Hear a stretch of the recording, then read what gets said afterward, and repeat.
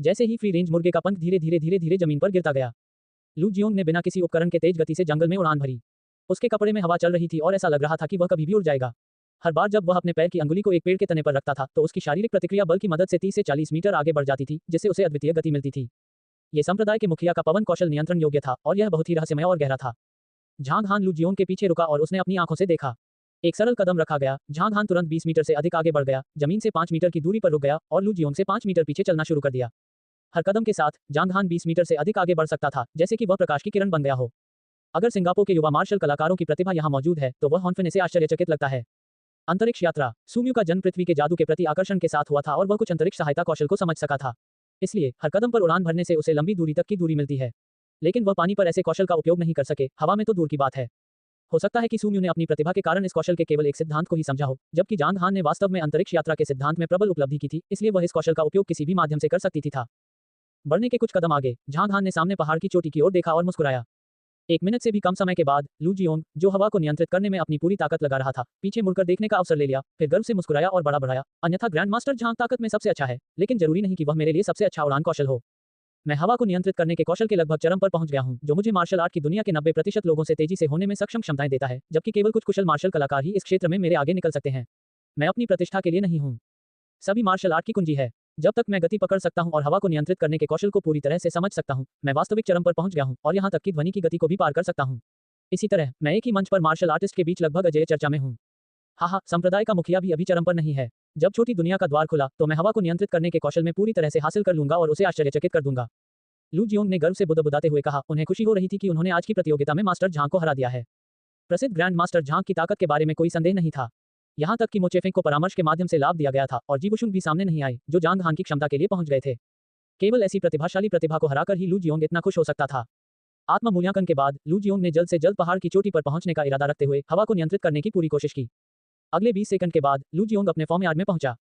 वर्गाकार फॉर्मयार्ड लगभग 700 वर्ग मीटर के एक छोटे से क्षेत्र को कवर करता है। इसकी दीवारें लाल ईंटों से बनी थी, जिनके अंदर खपरेल की छत वाले घर थे।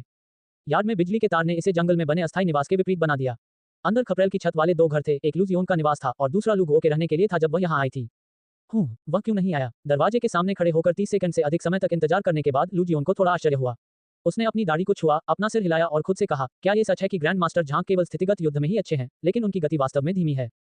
10 सेकंड बाद, क्या वह खो गया है? ये नामुमकिन है। इस पर्वत का केवल एक ही शिखर है। वह अभी तक ऊपर क्यों नहीं आया? ये बहुत अजीब है। बेहतर होगा कि मैं उनसे मिलने के लिए नीचे जाऊं। जैसे ही लू जियोंग ने 2 कदम आगे बढ़ाया और झांग हान से मिलने के लिए नीचे जाने की योजना बनाई, उसके आंगन से एक आवाज आई। बुजुर्ग लू, आप बाहर क्यों खड़े हैं? अंदर आएं। लू जियोंग स्तब्ध रह गया और फिर उसकी अभिव्यक्ति स्थिर हो गई। क्या हो रहा है? उसने जल्दी से दरवाजा खोला और अंदर गया, लेकिन आंगन में शिवालय के पेड़ के पास मेज और कुर्सियों का एक सेट पाया। झांग हान वहां बैठा चाय पी रहा था। चाय पीना। लू जियोंग ने अपना सिर हिलाया और झांग हान के चाय के कप को ध्यान से देखा, जिससे भाप बनना लगभग बंद हो गया था। ऐसा लग रहा था कि झांग हान काफी देर से यहीं बैठा था। लू जियोंग को देखकर वह हल्के से मुस्कुराया और चाय का एक और घूंट लिया। अच्छी चाय, झांग हान ने मुस्कुराते हुए कहा। बेशक, यह मेरा है। लू जियोंग रुका। लू जियोंग को एहसास हुआ कि क्या हुआ था और वह आश्चर्य से हौंफने लगा। क्या यह असली है? वह कितना तेज था? मैं अपने उन्नत पवन नियंत्रण कौशल के साथ प्रतिस्पर्धा कैसे हार सकता हूँ? मुझे डराना बंद करो। तुम यहाँ कब आए? मैंने तुम्हें क्यों नहीं देखा? लू जियोंग तेजी से दूसरी कुर्सी पर गया और पूछा। ओह, झांग हान ने हल्के से अपना सिर हिलाया और लापरवाही से कहा, मैं बस इधर उधर चला गया और तुम्हें नहीं देखा, इसलिए मैंने चाय का एक बर्तन बनाया। लू जियोंग को नुकसान हुआ, उसे लगा कि उसे मानसिक रूप से बहुत आघात पहुंचा है। लू जियोंग, जो अभी अभी गौरवान्वित हुआ था, उसे बहुत दुख हुआ, मानो उसे किसी ऊंचाई से जमीन पर फेंक दिया गया हो। कुछ गहरी सांसें लेने के बाद लू जियोंग शांत हो गया और झिझकते हुए पूछा, ग्रैंड मास्टर झांग, क्या आपने ध्वनि की गति को पार कर लिया? ध्वनि की गति? झांग हान भ्रमित हो गया और फिर बिना उत्तर दिए मुस्कुराते हुए अपना सिर हिलाया। जब मार्शल कलाकार ध्वनि की गति तक पहुंचने वाले थे तो उन्हें प्राकृतिक खाई की तरह मजबूत प्रतिरोध का सामना करना पड़ा, जिसने उनमें से कई को रोक दिया और इस प्रकार वे उच्च स्तर पर आगे बढ़ने में असमर्थ थे। लेकिन कृषकों के लिए ये केवल प्रवेश का एक द्वार था। अलौकिक गति प्राप्त करने के लिए एक साधक को स्थान या समय पर नियंत्रण प्राप्त करना होता था। कहने का तात्पर्य यह है कि उसे या तो स्थान को संपीड़ित करना चाहिए या समय को धीमा करना चाहिए। समय और स्थान से संबंधित खेती के तरीके खेती के क्षेत्र में सबसे उन्नत थे, जो कृषकों के 2 मुख्य अनुसंधान क्षेत्रों से संबंधित थे। हालांकि झांग हान भी उन्हें पूरी तरह से नहीं समझ सका जब वह पास क्लेश स्तर के 9वें चरण में था। जब लू जियोंग ने झांग हान की अभिव्यक्ति देखी तो उसे और भी अधिक निराशा महसूस हुई, क्योंकि वह जानता था कि समय की गति के बारे में झांग हान की समझ उससे बिल्कुल अलग थी। मैं बहुत दुखी हूँ। मुझे एक झटका लगा है। लू जियोंग ने बार बार आह भरी, लेकिन फिर वह मुस्कुराया। झांग हान की ओर प्रशंसा भरी दृष्टि से देखते हुए उन्होंने कहा, ग्रैंड मास्टर झांग वास्तव में कोई साधारण मार्शल आर्टिस्ट नहीं है और मैं आपकी प्रशंसा करता हूँ। आप विश्व की कुछ प्रसिद्ध प्रतिभाओं से भी बेहतर हैं। आप दुनिया को अच्छी तरह से जानते हैं। झांग हान ने चाय का एक घूंट लिया और लापरवाही से पूछा। बिल्कुल, मैं दुनिया में पैदा हुआ था और ग्रैंड मास्टर स्टेज तक पहुंचने से पहले मैंने इसे कभी नहीं छोड़ा था। इस दुनिया में मैंने कई अन्य दुनियाओं की खोज की है और सबसे महत्वपूर्ण अक्सर पाए जाने वाले अवशेष जिनसे मुझे बहुत लाभ हुआ। हालांकि मेरी दुनिया में प्रचुर मात्रा में आध्यात्मिक क्यूई थी, अवशेष केवल मुख्य भूमि में ही पाए जा सकते थे, जिसे दुनिया भर से हमारे द्वारा एक प्रशिक्षण मैदान और संसाधन गोदाम के रूप में माना जाता था। लू जियोंग ने मुस्कुराते हुए कहा। बुजुर्ग लू, आप किस छोटी सी दुनिया में पैदा हुए थे? झांग हान को लू जियोंग की बातों में दिलचस्पी हो गई। मेरा जन्म दक्षिण पश्चिम में विच हिडन वर्ल्ड में हुआ था, लेकिन मैं अपने जीवन का आधा हिस्सा इस दुनिया में रहा हूँ। मेरे बेटे और बहू की दुर्घटना के बाद से मैंने लू गुओ को नहीं छोड़ा है। मैं अब अवशेषों का अन्वेषण नहीं करना चाहता या गुओ को खेती करना नहीं सिखाना चाहता। मैं बस जीवन भर उसका साथ देना चाहता हूँ। जाहिर है, लू जियोंग कहानियों वाला व्यक्ति था और वह अनगिनत खुशियों और दुखों का अनुभव करने के बाद अपनी भावनाओं के बारे में बात कर रहा था। भले ही यह वह नहीं था जो आप चाहते थे, फिर भी कुछ न कुछ तो घटित होना ही था, झांग हान ने स्पष्ट रूप से कहा। लू जियोंग थोड़ा आश्चर्यचकित हुआ और फिर जोर से हंसने लगा। चाय का कप पीते हुए उन्होंने कहा, आप सही कह रहे हैं, ग्रैंड मास्टर झांग। बेहतर होगा कि मैं कभी कभी प्रकृति को अपना काम करने दूं। चाय का कप पीने के बाद लू जियोंग ने कहा, चलो पिछवाड़े में चलते हैं। मैं इन दोनों मुर्गों को भूनूंगा और शराब की एक बोतल खोलूंगा। चलो पीते हुए बात करते हैं। ठीक है। झांग हान लू जियोंग के पीछे घर के पीछे तक गया और उसे दीवार में एक और दरवाजा मिला, जो एक छोटे से सीमेंट प्लेटफॉर्म और एक सब्जी के खेत की ओर जाता था। मंच के किनारे पर एक चौकोर मेज और 4 कुर्सियां थीं। अच्छी जगह। झांग हान बैठ गया और चारों ओर देखा। उसे पता चला कि वह यहाँ से पूरे किंडरगार्टन को देख सकता है। बेशक, मेरी पोती यहाँ काम करती है, इसलिए मैंने ग्रैंड मास्टर फैंग से, जो जियोमेंसी में अच्छे थे, इतनी अच्छी जगह ढूंढने के लिए कहा। लू जियोंग ने अपना हाथ लहराते हुए जवाब दिया। एक पुराना शिलालेख जो लू जियोंग ने पहना था, वह अचानक चमक उठा था और फिर उनके सामने एक बारबेक्यू दिखाई दिया। लू जियोंग ने फिर से 2 फ्री रेंज को मारने के लिए अपना हाथ बढ़ाया और फिर कुछ ही सेकंड में उनके पंख, खून और अंगों को इस तरह से नष्ट कर दिया जैसे कि वह ऐसे सैकड़ों या हजारों बार हो। जब सब कुछ तैयार हो गया, तो उसने बारबेक्यू के नीचे जलाओ लकड़ी का ढेर जलाया और दोनों टुकड़ों को धीरे धीरे भूनना शुरू कर दिया। फिर उसने कुछ और खाना बनाया। वाइन की एक जेड बोतल, हरी फलियों की एक प्लेट और मूंगफली की एक प्लेट। आओ मास्टर झांग, लोंगगु वाइन का स्वाद देखें, जो मेरे संप्रदाय की एक विशेषता है। लू जियोंग ने झांग हान को एक गिलास पिलाया और दूसरा अपने लिए। झांग हान ने अपना गिलास उठाया, उसे सूंघा और छोटा सिर हिलाया। इतना बुरा भी नहीं। वाइन में एक विशेष सुगंध थी, जो कि झांग हान ने अपने पुनर्जन्म के बाद सबसे अच्छी वाइन पी ली थी। शराब मेरे संप्रदाय के लोंगगु में ओए गए कियून फल से बनाया गया था। मेरा वर्ल्डलेट कई वर्षों से बंद है और मैं केवल अपने संग्रहित शराब का ही सेवन कर सकता हूँ। लेकिन विश्व के अगले उद्घाटन से 1 साल पहले भी कम समय है और मुझे आत्मनिर्भर शराब मिलनी चाहिए। यदि ग्रैंड मास्टर झांग की इसमें रुचि है, तो आप अक्सर यहाँ आ सकते हैं। लू जियोंग मस्का। ठीक है। झांग हान मुस्कुराए और सिर हिलाया। वह लू जियोंग के अधिक निर्देशक थे। झांग हान की लू जियोंग की यात्रा के 2 कारण थे। सबसे पहले, लू जियोंग ने पूरे दिन किंडरगार्टन में काम किया और मेंग की सुरक्षा की नींव रखी। दूसरा, झांग हान ने लू जियोंग की थिएटर जस्टिस इमोशन की डायरेक्टर की। लू जियोंग जैसे बहुत से लोग नहीं थे। झांग हान को पता चला कि उन्हें कभी भी न्याय की भावना का समर्थन नहीं मिला, क्योंकि वह न तो अच्छे थे और न ही बुरे। कुछ लोगों के लिए वह एक दयालु व्यक्ति था, लेकिन कुछ अन्य लोगों के लिए वह भयंकर जांग था। निष्कर्षतः, पहले लोग झांग हान के पक्ष के लोग थे, जबकि बाद में उनके दुश्मन थे। एल्डर लू के संप्रदाय का क्या नाम है? झांग हान ने शराब का एक स्वाद लिया और उससे पूछताछ की। विच हिडन वर्ल्ड में मैं बाई यूटिंग थी और मेरे संप्रदाय के कुछ शिष्यों के साथ एक मध्यम आकार की शक्ति थी। संप्रदाय का मुखिया अभी अभी पृथ्वी लोक स्तर पर पहुंचा था और कोई भी बड़ा संप्रदाय हमें आसानी से नष्ट नहीं कर सका। लू जियोंग ने अपना हिलसिरिया कहा और कहा, वर्ल्डलेट बंद होने से पहले मैं कई साल पहले वापस नहीं आया था। वास्तव में, मास्टर झांग को आमंत्रित करने का एक और कारण यह है कि मुझे आपकी सहायता की आवश्यकता है। जब छोटी दुनिया का द्वार खुल गया है, तो मैं संप्रदाय के प्रमुखों और अपने कुछ मार्शल सैनिकों से मिलना चाहता हूँ। अरे, कोई समस्या नहीं है, मैं तब बहुत व्यस्त रहूंगा, लेकिन जब तक वह मेंग के पास है, मैं उसकी सुरक्षा की गारंटी दे सकता हूँ। झांग हान ने सिर हिलाया। तब मैं आश्वस्त महसूस करूंगा। लू जियोंग ने लोंगगु वाइन का एक घूंट लिया, अपना सिर हिलाया और मुस्कुराया। जब मैं छोटा था, मैं हर जगह खोजबीन करने जाता था और कुछ दुश्मनों को उकसाता था। इस संबंध में, आप और मैं बहुत समान हैं और हमें किसी भी स्थिति में कुछ तैयारी करनी होगी। ऐसा लगता है कि आप विश्वव्यापी से परिचित हैं, झांग हान ने कहा। हाँ, मैंने 30 साल पहले एकांत में रहना शुरू किया था, लेकिन मैं बाई यूटिंग के मार्शल भाइयों के संपर्क में रहा। इसलिए मुझे विश्व की वर्तमान स्थिति के बारे में पता है, लू जियोंग ने उत्तर दिया। झांग हान ने कहा, मास्टर मो ने मुझे विश्वव्यापी के बारे में कुछ बताया और मुझे उनके द्वारा बताए गए कई संप्रदायों में दिलचस्पी है। ग्रैंड मास्टर मो, लू जियोंग ने अपना सिर हिलाया और कहा, वह बंद कमरे में खेती में इतने साल बिताता है कि उसे दुनिया के बारे में बहुत कम पता है। यह मैं ही हूँ जो दुनिया भर की ज्यादातर खबरें और रीति रिवाज जानता हूँ। मैं डींगे नहीं मार रहा हूँ। ठीक है, मैं हेवनली नाइट सेक्ट और विंड स्नो स्कूल के बारे में और अधिक जानना चाहता हूँ, झांग हान ने हंसते हुए कहा। वाह, दोनों प्रसिद्ध संप्रदाय हैं। लू जियोंग आश्चर्यचकित था। दूरी में एक और पहाड़ के दृश्य को देखते हुए उन्होंने धीरे से कहा, जैसा कि उन्हें याद आया, हुआ राष्ट्र में 5 स्थिर विश्व हैं, जो ईर्ष्यापूर्ण है। और प्रत्येक विश्वमंडल में बहुत से संप्रदाय और कुल हैं, जो एक दूसरे से प्रतिस्पर्धा करते रहते हैं। परंतु इन संप्रदायों की शक्ति संतुलित नहीं है। हालांकि हर विश्व में कई शीर्ष कुल हैं, लेकिन उनमें से केवल एक का ही सबसे अधिक प्रभाव है। उदाहरण के लिए, झांग शेनवांग उस स्वर्गीय शूरवीर संप्रदाय का प्रमुख था जिसका आपने अभी उल्लेख किया था। वह एक महान व्यक्ति थे जिन्होंने कई संप्रदायों को हराया था और अपने संप्रदाय को कुंजू विश्व में सर्वश्रेष्ठ संप्रदाय बनाया था। लेकिन वह महत्वाकांक्षी नहीं थे और उन्होंने कभी भी कुंजू विश्व में मुख्य संप्रदाय की कोई शाखा स्थापित नहीं की। इसके विपरीत, अन्य संप्रदायों ने धीरे धीरे अपनी शाखाओं का विस्तार अन्य और यहाँ तक कि सभी छोटी दुनियाओं में किया, जिससे अनगिनत युवा प्रतिभाएं आकर्षित हुई। अधिक संप्रदायों के उदय के साथ तथाकथित नंबर 1 संप्रदाय ने धीरे धीरे अपना प्रभाव खो दिया। विंड स्नो स्कूल दक्षिण पूर्व में सेंट सेरेन वर्ल्ड का सबसे शक्तिशाली संप्रदाय था, जिसके प्रमुख अद्भुत लुओ युवानफेई थे। लिहुन संप्रदाय दक्षिण पश्चिम में मेरी विच हिडन वर्ल्ड में सर्वश्रेष्ठ था और बेइमिंग संप्रदाय उत्तर पूर्व में मिस्टिकल मार्शल वर्ल्ड में सर्वश्रेष्ठ था। हालांकि मिस्टिकल मार्शल वर्ल्ड में ब्लैक व्हाइट पैलेस नामक एक और रहस्यमय शक्ति है और इसके प्रत्येक स्नातक शिष्य अन्य संप्रदायों की प्रतिभाओं से बेहतर हैं। उत्तर पश्चिम में सेवन हार्मनी वर्ल्ड के लिए लुओफू तलवार संप्रदाय सबसे अच्छा है। विन स्नो स्कूल और हेवनली नाइट संप्रदाय दुश्मन है जो दशकों से एक दूसरे के खिलाफ प्रतिस्पर्धा कर रहे हैं, और मैंने सुना है कि झांग शेनवांग और लुओ युवानफे के बीच दुश्मनी है और दोनों संप्रदायों के शिष्यों के बीच अक्सर क्रूर लड़ाई होती रहती है। इस तरह के संप्रदायों के बीच संघर्ष हर दुनिया में देखने को मिलता है और कोई भी विशिष्ट कारणों को नहीं जानता है। लू जियोंग के बहुत कहने के बाद वह रुका और लोंगू वाइन का एक घूंट लिया। झांग हान की ओर देखते हुए उन्होंने मुस्कुराते हुए कहा, आप अभी 30 साल के नहीं हैं और पहले ही ग्रैंड मास्टर पीक के चरण में आगे बढ़ चुके हैं। मुझे यकीन है कि आप निश्चित रूप से एक दिन दिव्य लोक तक पहुंचेंगे और प्रत्येक विश्व के सभी प्रसिद्ध संप्रदायों का लक्ष्य बन जाएंगे। जब आपको किसी संप्रदाय के आंतरिक द्वार शिष्य का पद मिल जाता है तो आपको अधिक ताकत हासिल करने और अपने संप्रदाय की रीढ़ बनने में कई साल नहीं लगेंगे। झांग हान अपने हाथ में गिलास लेकर रुका और धीरे से बोला, मुझे दुनिया के उन संप्रदायों में कोई दिलचस्पी नहीं है। इतनी जल्दी कोई निर्णय मत लो। आप किसी संप्रदाय में शामिल होने के बाद तदनुरूप लाभ प्राप्त कर सकते हैं और आपको नुकसान नहीं होगा। लू जियोंग ने अपना सिर हिलाया और मुस्कुराया। उसने फिर से हाथ हिलाकर तरह तरह के मसाले निकाले और भुने चिकन पर छिड़क दिए। संसाधनों के संदर्भ में कई जादुई हथियार और खजाने हैं जिनका एक संप्रदाय में आदान प्रदान किया जा सकता है। उन शीर्ष संप्रदायों में पवित्र स्तर और दैवीय स्तर के खजाने का भी आदान प्रदान किया जा सकता है।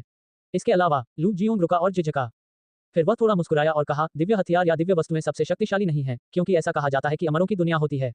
100 से भी अधिक वर्ष पहले एक विशाल बाज को चलाता हुआ एक व्यक्ति प्रकट हुआ जिसने हेवन पीक स्टेज पर विश्व गुरु को आसानी से हरा दिया और फिर कहा, आप केवल सहजता चरण के साधकों का एक समूह हैं। उनके शब्दों से हमें बहुत सारी जानकारी मिली। इसके अलावा हेवन पीक स्टेज के सभी मास्टर्स को अगर कोई सफलता हासिल करनी हो तो उन्हें मुख्य भूमि पर जाना होगा। मैंने सुना है कि एक से अधिक गुरु थे जो सफलता के बाद कुछ ही दिनों में रहस्यमय तरीके से गायब हो गए। लेकिन ये हमारे लिए बहुत दूर है। हम में से अधिकांश के लिए स्वर्ग लोक के चरण तक पहुंचना कठिन है, उसके बाद फिर से सफलता प्राप्त करना तो दूर की बात है। लेकिन हमने कहानी से सीखा कि स्वर्ग लोक का चरण अंत नहीं बल्कि शुरुआत है। हालांकि निरंतर खेती और सफलता की प्रक्रिया के लिए अनगिनत संसाधनों की आवश्यकता होती है। यदि आप बिना किसी पृष्ठभूमि के एक स्वतंत्र कृषक बनने पर जोर देते हैं तो यह आपके लिए बहुत कठिन होगा। अमर की दुनिया। झांग हान ने अपनी आंखें थोड़ी तिरछी कर लीं। उस रहस्यमय आदमी को कल्टीवेशन वर्ल्ड जैसी किसी अन्य दुनिया से आना पड़ा क्योंकि उसने इन्नेटनेस का उल्लेख किया था जिसका इस्तेमाल आमतौर पर कुछ दुनिया में किया जाता था। झांग हान को नहीं पता था कि अमरों की वास्तविक दुनिया कैसी दिखती है, लेकिन वह जानता था कि वह पास क्लेश चरण के 9वें स्तर तक पहुंचने के बाद ही नई दुनिया को छू सकता है। झांग हान को यकीन नहीं था कि वह नई दुनिया अमरों की दुनिया थी या नहीं। ऐसा इसलिए था क्योंकि उन्हें लगता था कि मार्शल आर्ट की दुनिया कल्टीवेशन वर्ल्ड की तरह थी जिसे कई बार छोटा कर दिया गया था। कुएं के नीचे से और कुएं के बाहर से आकाश को देखने के बीच का अंतर बहुत अधिक नहीं था। भले ही आप कुएं के बाहर थे फिर भी आपको नहीं पता था कि ब्रह्मांड कितना बड़ा है। झांग हान को आश्चर्य इस बात से हुआ कि स्टैंडर बाय संप्रदाय के युबुवेई को भी बिल्डिंग बेस के बारे में पता था।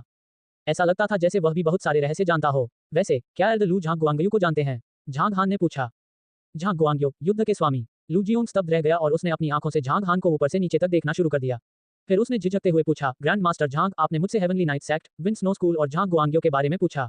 अब आपका उपनाम झांग है, क्या झांग गुआंगयू आपका रिश्तेदार है? वह मेरे पिता हैं, झांग हान ने शांति से उत्तर दिया। यह लू जियोंग ने जो सुना था उसे पचाने में कई सेकंड बिताए और फिर उसने उत्तर दिया, आपके पिता हेवनली नाइट संप्रदाय के युवा प्रमुख हैं। क्या? झांग हान भ्रमित था। उसे पहले इस बात का एहसास नहीं था कि उसके पिता के पास इतने राज हैं। मैं विवरण नहीं जानता, लेकिन मैंने सुना है कि हेवनली नाइट संप्रदाय के शिष्य उन्हें युवा प्रमुख कहते हैं। लू जियोंग ने उसकी दाढ़ी को छुआ और कहा, इसका कोई कारण होगा, हो सकता है कि आपके पिता हेवनली नाइट संप्रदाय के एक उत्कृष्ट शिष्य हुआ करते हों। लेकिन ऐसा कहा जाता है कि वह लंबे समय से लापता था और बाद में झांग परिवार शांग जिंग में दिखाई दिया। उस समय उनकी पत्नी और बच्चे थे। जब विन स्नो स्कूल के किंग जेनजी परेशानी खड़ी करने वाले थे तो उन्हें चेन कबीले के सरदार ने रोक दिया। मुझे नहीं पता क्यों, क्योंकि सामान्य परिस्थितियों में कुछ ही लोग विन स्नो स्कूल के दुश्मनों की मदद करेंगे। दुनिया भर में हर दिन बहुत सारे संघर्ष होते थे और विन स्नो स्कूल और हेवनली नाइट संप्रदाय के बीच उन पर ज्यादा ध्यान नहीं दिया जाता था। हो सकता है कि किंग जेनजी ने आपके पिता को ढूंढ लिया हो और किसी विशेष कारण से उन्हें चुनौती दी हो। जब आपके पिता ग्रैंड मास्टर के स्तर से नीचे के मार्शल कलाकारों में नंबर 1 बन गए तो वास्तव में इस दुनिया में कुछ वास्तविक ग्रैंड मास्टर थे। उदाहरण के लिए विन स्नो स्कूल के शीफे घोंग, जिन्हें लिटिल रॉक के नाम से भी जाना जाता था। लू जियोंग ने 2 बुने हुए मुर्गों को 2 प्लेटों में रखा और एक झांग हान को सौंप दिया। फिर वे खाना खाते खाते बातें करने लगे। छोटी दुनिया के द्वार बंद होने से पहले अलग अलग दुनिया की युवा प्रतिभाओं का एक समूह एक अवशेष की खोज कर रहा था और मैं उनमें से कम 3 को जानता था। ये लोंगयुआन, शैतान अवतार, विच हिडन वर्ल्ड में लिहुन संप्रदाय का एक प्रमुख शिष्य था। लिहुन संप्रदाय के 3 सबसे शक्तिशाली युवा शिष्यों में से एक के रूप में वह घमंडी और हिंसक थे और अन्य संप्रदायों की प्रतिभाओं के लिए परेशानी पैदा करना पसंद करते थे। म्यूजू, महिला दानव, सेवन हार्मनी वर्ल्ड में लुओफू तलवार संप्रदाय से थी। वह तलवारबाजी में अच्छी थी और कुछ साल पहले ही मुझसे आगे निकल चुकी थी। तीसरी प्रतिभा शीफे घों थी, लिटिल रॉक, जिसका मैंने अभी उल्लेख किया था। वह धधकती अग्नि चट्टान की मदद से ध्वनि से भी तेज गति से आगे बढ़ सकता था, एक आभासी छवि जो उसने जादू से बनाई थी। ऐसा कहा जाता है कि जब उनका जन्म हुआ तो उन्होंने धधकती अग्नि चट्टान की आत्मा की छाप को आत्मसात कर लिया और इसके एक हिस्से को परिष्कृत करने में उन्हें 60 साल लग गए। उसके बाद उन्हें धधकती अग्नि चट्टान की आभासी छवि बनाने की क्षमता मिल गई। क्योंकि मुख्य भूमि में आध्यात्मिक क्यूई कम थी, वे सभी प्रतिभाएं धन्य क्षेत्रों की खोज कर रही थीं और उनमें बंद कमरे में खेती कर रही थीं। अन्यथा वे जल्द ही अपने मार्शल भाइयों और बहनों से आगे निकल जाएंगे। यदि वे मुख्य भूमि में भटकते रहते तो युद्ध के स्वामी इतने लंबे समय तक अन्य मार्शल कलाकारों पर हावी नहीं रह पाते। लू जियोंग ने अपना सिर हिलाया और मुस्कुराया। उसने युद्ध के स्वामी को हेय दृष्टि से नहीं देखा, बल्कि वह सच कह रहा था। चूंकि उस समय मार्शल आर्ट की दुनिया में कोई मजबूत ग्रैंड मास्टर नहीं था, दुनिया भर की युवा प्रतिभाएं अपने से कई चरणों नीचे के अन्य मार्शल कलाकारों को चुनौती देने में बहुत गर्व महसूस करती थीं। लू जियोंग का विश्लेषण सुनने के बाद झांग हान ने अपनी भौहें थोड़ी ऊपर उठाईं। उसे इस बात का गर्व था कि उसके पिता युद्ध के राजा थे। फिर उन्होंने धीमी आवाज में टिप्पणी की, मुझे नहीं पता था कि वह युग बीत चुका है, लेकिन एक दिन मेरे पिता से संबंधित युद्ध के असली स्वामी का युग वापस आएगा। हा, लू जियोंग ने अपनी दाढ़ी को सहलाया और हंसा। मेरे मित्र, स्पष्टवादी होने के लिए मुझे क्षमा करें। पूरे सम्मान के साथ, मैं आपके गौरव की सराहना करता हूं और उस दिन का इंतजार करता हूं जब आप अपनी इच्छा को साकार कर सकेंगे। आपके आशीर्वाद के लिए धन्यवाद। झांग हान हंसे। वैसे, क्या आप जानते हैं कि नानजिंग का अवशेष 7 दिनों में खुल जाएगा? लू जियोंग ने पूछा। नहीं, नानजिंग झील शेनजिन के उत्तर में स्थित है और यह एक स्थिर अवशेष है जो 7 दिनों में खुलेगा। इसे प्रारंभिक रूप से वर्ग बी का दर्जा दिया गया है, जिसका अर्थ है कि इसमें पवित्र स्तर पर खजाना होना चाहिए। एक स्थिर अवशेष दुर्लभ है और आप दुनिया की स्थिरता को बदले बिना जो चाहें ले सकते हैं। कहने का तात्पर्य यह है कि भले ही आपको अन्वेषण के दौरान अवशेष में उच्चतम स्तर का खजाना मिल जाए, आप खंडहरों को उसके आंतरिक वातावरण के असंतुलन के कारण पहले से ही बंद करने के लिए मजबूर नहीं करेंगे। इसलिए हमारे पास पहले के किसी भी समय की तुलना में अवशेष में खजाने की खोज करने के लिए अधिक समय होगा। अब तक हमें इस प्रकार के ग्रेड बी अवशेषों में कम से कम 2 प्रकार की पवित्र वस्तुएं मिली हैं। इस बार शी फेंगों, लिटिल रॉक, फीमेल डेविल और दुनिया भर की अन्य प्रतिभाएं सामने आनी चाहिए। और मुझे नहीं पता कि जब वे अवशेष में प्रवेश करेंगे तो क्या होगा। लू जियोंग ने मुस्कुराते हुए कहा, यह खबर व्यापक रूप से नहीं फैली है और यह मेरे पुराने दोस्तों में से एक था जिसने मुझे इसके बारे में बताया था। लेकिन मैं जोखिम नहीं उठाने वाला। ग्रैंड मास्टर झांग, अब जब आप ग्रैंड मास्टर पीक के चरण पर पहुंच गए हैं, तो अवशेष का पता लगाने और यदि आप इसमें रुचि रखते हैं तो अपनी किस्मत क्यों नहीं आजमाते। इसके अलावा आपको दुनिया भर की उन प्रतिभाओं से मिलने का अवसर मिलेगा। शैतान अवतार पर नजर रखें और उससे दूर रहें, क्योंकि वह बहुत आक्रामक है। ओह, एक वर्ग बी अवशेष। लेई त्याना ने खबर क्यों नहीं सुनी? झांग हान भ्रमित था। उन्होंने लू जियोंग के बाकी शब्दों को नजरअंदाज कर दिया, खासकर शैतान अवतार के बारे में। अपने करीबी प्रतिद्वंद्वियों की चुनौती के सामने झांग हान ने कभी भी इसे टाला नहीं। आखिरकार वह हमेशा दूसरों से लड़ने के मौके भी तलाशता रहता था। खबर बहुत धीरे धीरे फैलती है, लेकिन उन्हें इसके बारे में कुछ दिनों में पता चल जाना चाहिए। इस बार क्लास बी अवशेष में जाने वाले अधिकांश मार्शल कलाकार चीनी होने चाहिए, है ना? क्लास बी अवशेष भी बहुत खतरनाक है और मुझे डर है कि इस अभियान में हताहत होंगे। लू जियोंग ने अपना सिर हिलाया। आखिरकार वे जितने अधिक खतरनाक थे, उन्हें लाभ होने की संभावना उतनी ही अधिक थी। वे कुछ सेकंड के लिए चुप रहे और लू जियोंग अचानक हंसे और कहा, मिंग मैंग बहुत प्यारी है। बिल्कुल, झांग हान मुस्कुराए और गर्व से उत्तर दिया। उसकी छोटी राजकुमारी बहुत सुंदर थी और उसे उसके पिता होने पर बहुत गर्व था। मैं किंडरगार्टन में सिर्फ एक चौकीदार था, लेकिन जब वह मुझे देखती थी तो नमस्ते कहती थी। कितना अच्छा बच्चा है, लू जियोंग ने अपनी दाढ़ी पर हाथ फेरते हुए कहा। क्योंकि उसकी मां ने उसे अच्छा पढ़ाया था। झांग हान ने सिर हिलाया। जी यान ने बचपन की प्रारंभिक शिक्षा का अध्ययन करने में बहुत समय बिताया था। वहाँ कुछ शरारती बच्चे हैं। लू जियोंग ने अपना सिर थोड़ा हिलाया और कहा, उनकी पारिवारिक शिक्षा में कुछ समस्याएं हैं, खासकर बड़े परिवारों के बच्चे जो कक्षा प्रणाली में रहते हैं और एक दूसरे के साथ प्रतिस्पर्धा करना पसंद करते हैं। उन्होंने एक बार कहा था कि अगर वे कड़ी मेहनत नहीं करेंगे तो मेरी तरह वहाँ चौकीदारी का ही काम करेंगे। मैं उस समय स्तब्ध रह गया था। विभिन्न मूल्य, झांग हान ने फीकी मुस्कान के साथ कहा, एक दिन मैं मिंग मैंग को साधना के मार्ग पर मार्गदर्शन करूंगा। ये सुनकर लू जियोंग ने उसकी दाढ़ी को छूना बंद कर दिया और कहा, मेरा सुझाव है कि आप मिंग मैंग के बड़े होने तक प्रतीक्षा करें। वह सामान्य दुनिया में रह रही है और अगर वह अचानक ताकत हासिल कर लेती है और नहीं जानती कि इसे कैसे नियंत्रित किया जाए, तो सावधान न रहने पर वह दूसरों को चोट पहुंचा सकती है। हमारी दुनिया में वयस्क और बच्चे दोनों खेती करते हैं और हम इसके बारे में चिंता नहीं करते हैं। लेकिन जैसे जैसे समय बीतता गया, छोटी लड़की एक पल में बड़ी लड़की में बदल गई। लू जियोंग ने लुगो के बारे में सोचा जब वह एक बच्ची थी और मुस्कुराते हुए कहा, तो मैं इस कीमती समय को संजोना चाहता हूं। झांग हान ने किंडरगार्टन की ओर नीचे देखा और गंभीरता से कहा। दोपहर को वे पहाड़ पर बातें करते रहे। लू जियोंग ने झांग हान को दुनिया भर के बारे में बहुत कुछ बताया और अंत में उनके दैनिक जीवन के बारे में बात की। अपने छोटे से सब्जी के बगीचे की ओर इशारा करते हुए उन्होंने कहा कि सब्जियां लगाना उनका शौक है और इससे उनके शरीर और दिमाग का विकास हो सकता है। लेकिन अगर उसने माउंट न्यू मून देखा होता तो वह ऐसा नहीं कहता। झांग हान ने दोपहर 4:20 बजे छुट्टी ली। वह किंडरगार्टन के प्रवेश द्वार पर गया और देखा कि वहां पहले से ही कई माता पिता अपने बच्चों को लेने के लिए कतार में इंतजार कर रहे थे। झांग हान चुपचाप पंक्ति में खड़ा होकर इसके बारे में सोचने लगा। क्या मैं नानजिंग के अवशेष के पास जाऊं? अवशेष 7 दिनों में सुबह 7 बजे खुलेगा और 7 घंटे बाद बंद हो जाएगा। क्लास बी अवशेष में चौथे चरण की आत्मा का खजाना होना चाहिए। शायद मैं जाकर देख सकूं। इससे पहले कि छोटी सी दुनिया का दरवाजा खोला जाए, मुझे अच्छी तरह से तैयार रहना होगा। इस बार झांग हान ने जियान को अपने साथ ले जाने की योजना नहीं बनाई। क्लास बी अवशेष का खतरा गुना अधिक था, लेकिन जियान के पास जादुई हथियार से बेहतर कोई सुरक्षा नहीं थी। जब झांग हान इसके बारे में सोच रहा था, किंडरगार्टन में सभी कक्षाओं के बच्चे चौक पर आ गए। झांग हान अन्य माता पिता के साथ अंदर गया। कक्षा 5 के सामने रुका और मिंग मैंग उसमें कूद पड़ी। पापा, छोटी लड़की को पकड़कर झांग हान मुस्कुराए, मिंग मैंग के चेहरे को चूमा और पूछा, मिंग मैंग ने आज क्या सीखा? मैंने आज कुछ नए शब्द सीखे पापा, मैं आपको बताऊंगा। मिंग मैंग झांग हान की बाहों में चहकने लगी। उसके बाद उसने अपने शरीर को कुछ बार मोड़ा, जमीन पर कूद गई, झांग हान की उंगलियों को पकड़ लिया और कार में वापस चली गई। माँ आज क्यों नहीं आई? मिंग मैंग ने पूछा। तुम्हारी माँ आज काम में व्यस्त हैं। ठीक है पापा, मैं मार्टिन, चेन मुइन और स्टीफन मेरे जानाडू का दौरा करना चाहते हैं। क्या मैं उन्हें वहां आमंत्रित कर सकता हूँ? मिंग मैंग ने अपनी बड़ी बड़ी आंखें झपकाईं और उम्मीद से पूछा। वह अपने दोस्तों को जानाडू ले जाना चाहती थी जिसे उसके पिता ने उसके लिए बनवाया था। झांग हान ने मिंग मैंग के छोटे से अनुरोध को कभी अस्वीकार नहीं किया। उन्होंने मुस्कुराते हुए कहा, बेशक आप कर सकते हैं। मिंग मैंग उन्हें कब आमंत्रित करना चाहती है? वाह वाह, पापा सबसे अच्छे इंसान हैं। मवाह मवाह मवाह। पिछली सीट पर बैठी मिंग मैंग बहुत खुश थी। उसने दूर से झांग हान को कई बार चूमा, फिर समय की गणना करने के लिए अपनी उंगलियां फैलाईं। पापा, क्या मैं उन्हें शनिवार को आने के लिए आमंत्रित करूं? मिंग मैंग ने पूछा। ठीक है, पिताजी आपके छोटे दोस्तों के लिए पहले से ही स्वादिष्ट भोजन बनाएंगे, झांग हान ने खुशी से कहा। झांग हान ने पार्टी के लिए मेंग मेंग की अपेक्षाओं को समझा। एक बार उन्होंने दोस्तों को घर पर पार्टी के लिए आमंत्रित किया था और उनके पिता ने विशेष रूप से बहुत सारे व्यंजनों की व्यवस्था की थी, जिससे उन्हें बहुत गर्व महसूस हुआ। अब वह मेंग मेंग को भी गर्व महसूस कराना चाहता था। वाह, पापा सबसे अच्छे हैं। मेंग मेंग ने हंसते हुए कहा, पापा, आप हर दिन मेरे लिए बहुत अधिक दोपहर का भोजन बनाते हैं और मैंने मार्टिन और अन्य लोगों के साथ चिकन विंग्स और अन्य व्यंजन साझा किए। वे सभी कहते थे कि पिताजी के व्यंजन बहुत स्वादिष्ट थे और वे मुझसे ईर्ष्या करते थे कि मेरे पास इतने शक्तिशाली पापा हैं। पापा मेरा है, उनका नहीं। पापा, आप सर्वश्रेष्ठ हैं। मेंग मेंग को और अधिक उत्साहित महसूस हुआ। उसने झांग हान की ओर अपना छोटा सा हाथ लहराया, उसकी आंखों में अपने पिता के प्रति श्रद्धा भरी थी। झांग हान खुशी से हंसे और सोचने लगे कि मेंग मेंग के सहपाठियों के मनोरंजन के लिए एक समृद्ध और उत्तम दोपहर का भोजन कैसे बनाया जाए। ठीक उसी समय जब मेंग मेंग खुशी से बात कर रही थी, वह अचानक रुक गई। मेंग मेंग चिल्लाई, क्या गलत? झांग हान ने असमंजस से पूछा। माँ को इसके बारे में पता नहीं है। अगर माँ सहमत नहीं हुई तो क्या होगा? मेंग मेंग बुदबुदाया। तुम्हारी माँ अवश्य सहमत होंगी। झांग हान खुश हो गया और उसने पूछा, तुम क्यों चिंतित हो कि तुम्हारी माँ सहमत नहीं होगी? क्योंकि जब हम सैन डिएगो में थे, एक बार मैं अपने दोस्तों को आमंत्रित करना चाहता था, लेकिन माँ सहमत नहीं थी। वह उस समय उग्र थी और मैं रो पड़ी, मेंग मेंग ने चिल्लाकर उत्तर दिया। उस समय से मेंग मेंग को पता था कि रोने से समस्याओं का समाधान नहीं हो सकता, इसलिए वह उसके बाद शायद ही कभी रोई। झांग हान जोर से हंसा। उन्होंने जियान से भी इसके बारे में सुना, इसलिए उन्होंने कहा, ऐसा इसलिए है क्योंकि आपके दोस्तों को उस समय सर्दी थी। उन्हें बुखार था और उनकी तबीयत ठीक नहीं थी। आपकी माँ को आपके संक्रमित होने की चिंता थी, इसलिए वह उन्हें घर बुलाने के लिए सहमत नहीं हुई। फिर अगर इस बार उनमें से किसी को सर्दी हो जाए तो मुझे क्या करना चाहिए? मेंग मेंग ने उत्सुकता से पूछा।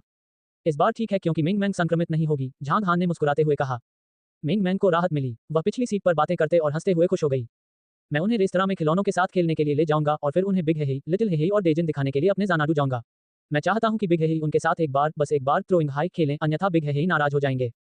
पापा, उन सभी ने कहा कि वे बिग हेही और लिटिल हेही के लिए खिलौने लाएंगे। उद्धरण चिन्ह डॉट डॉट डॉट उद्धरण चिन्ह। मेंग मेंग अपने दोस्तों को अपने घर पर आमंत्रित करने के लिए उत्सुक थी। रेस्तरां में वापसी के बाद झांग हान ने रात का खाना बनाना शुरू कर दिया। शाम 5:30 बजे जियान वापस आ गया। वह पहले फॉर्मुलेशन के लिए निकली और फिर बाहर साइन अप पर बैठ गईं। मेंग मेंग जियान के पास आए और उसके लंबे चौड़े गले को लगा लिया, एक अच्छी तरह से व्यवहार करने वाली छोटी लड़की की तरह दिखने की कोशिश की। माँ, क्या मैं अपने सहपाठियों को घर पर आमंत्रित कर सकता हूँ? अपने सहपाठियों को हमारे घर आमंत्रित करें। जीन यान रुका। हाँ, मेंग मेंग ने जवाब दिया और चिंता से जी यान की ओर देखा। उसकी अभिव्यक्ति को देखते हुए उसने स्वीकार किया कि यह संभव नहीं है। अगर वह कर्मचारी नहीं है तो मैं क्या कर सकता हूँ? जब मेंग में चिंता महसूस कर रही थी, जियान मुस्कुराया, अपने हाथ का शोरमा और मेंग के गुलाबी दांतों पर उंगली से चुटकी बजाते हुए कहा, बेशक आप कर सकते हैं। इससे पहले जब वह नीचे और रसोई के पास से गुजर रही थी, तो झांग हान ने उसे इसके बारे में बताया था। माँ सहमत हैं, महान, माँ अच्छी हैं। मेंग मेंग बहुत उत्सुक और बहुत खुश थी। उनके बगल में बैठे जोफी अपनी हंसी नहीं रोक सके। उसे लगा कि छोटा बच्चा इतना प्यारा है कि वह जल्द ही ऐसे बच्चे की चाहत रखता था। मुझे बच्चा चाहिए। सबसे पहले मुझे एक पति प्रिय होगा। मैं चाहती हूँ तुम्हें कल अपने सहपाठियों को पहले से आमंत्रित करना चाहिए ताकि वे अपने माता पिता की अनमोल मांगों को पूरा कर सकें और फिर उन्हें यहाँ ला सकें, जीन यान ने कहा। जी यान कुछ वर्षों तक सैन डिएगो में रहा था। विदेशी देशों का जनसंख्या घनत्व वाला राष्ट्र थोड़ा अधिक नहीं था और वह शॉपिंग मॉल में भीड़भाड़ वाला दृश्य शायद ही कभी देखा हो। विदेशियों का रहन सहन भी अलग था। यहाँ तक कि किसी जगह पर अगर उन्हें दोस्तों को पार्टी के लिए बुलाना हो तो उन्हें एक हफ्ते पहले ही बुलाना था। हुए नेशन में ऐसी चीजें करना ज्यादा गलत था और उसने अपने 2 दोस्तों को भी कॉल किया था और कह सकती थी, शाम को मेरे घर आओ और शराब पी लो। मेंग मेंग द्वारा आमंत्रित छात्र सभी बच्चे थे। वे अकेले बाहर जाना सुरक्षित नहीं था, इसलिए वह पहले अपने माता पिता को सूचित करना चाहती थी। यदि वे हाई स्कूल के छात्र हैं तो उन्हें किसी भी समय आमंत्रित किया जा सकता है।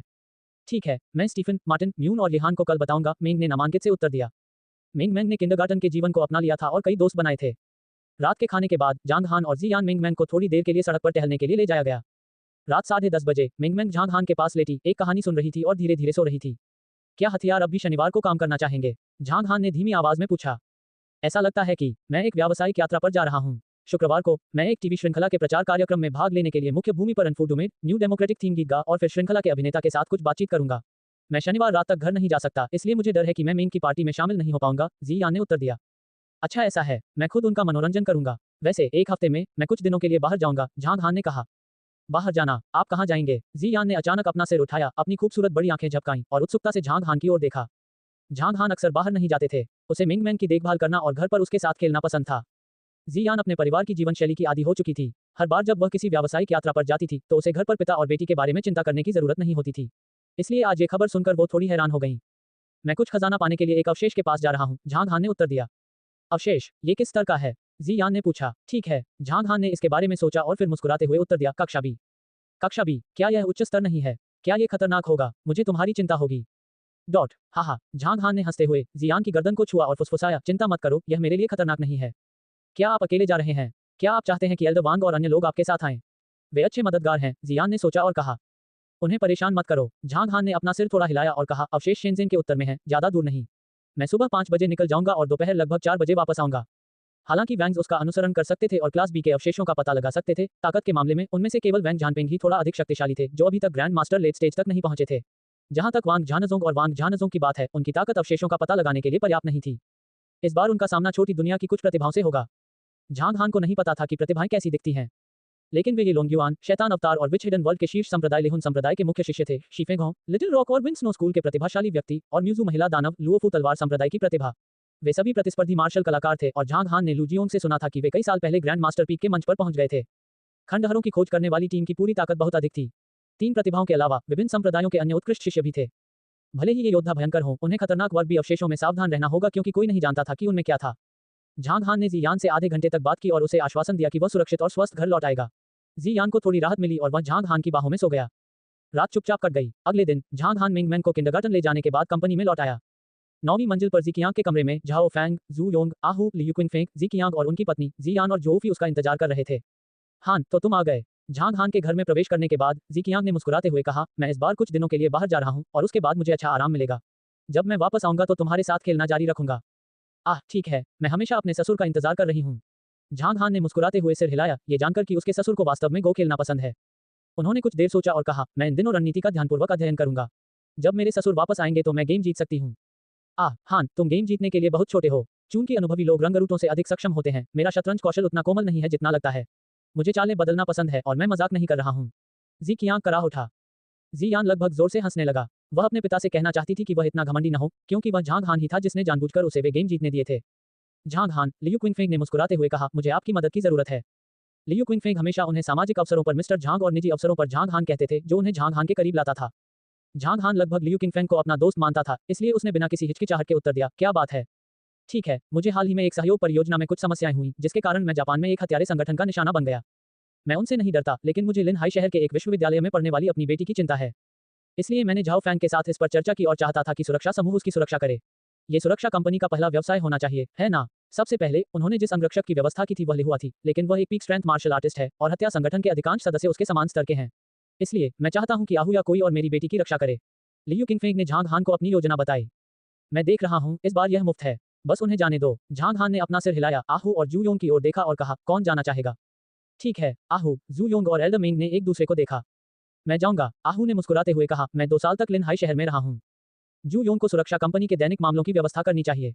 लाओ मिंग अंतर्मुखी थे और उन्हें केवल प्रशिक्षण पसंद था। बॉस के सबसे बड़े शिष्य के रूप में झाओ फैंग को रेस्तरां की सुरक्षा सुनिश्चित करनी चाहिए। हालांकि आहू भी प्रशिक्षण के लिए कंपनी में रहना चाहता था और नाइट क्लबों में दोस्तों के साथ दींगे हाँकना चाहता था, लेकिन वह व्यावसायिक यात्रा के लिए सबसे उपयुक्त व्यक्ति था। जब उन्हें जरूरत पड़ी तो उन्होंने अलग दिखने की पहल की। क्या एक ही काफी है? आहू वहां और अधिक लोगों को ले जा सकता है। झांग हान ने लियू किंगफेंग की ओर देखा और पूछा।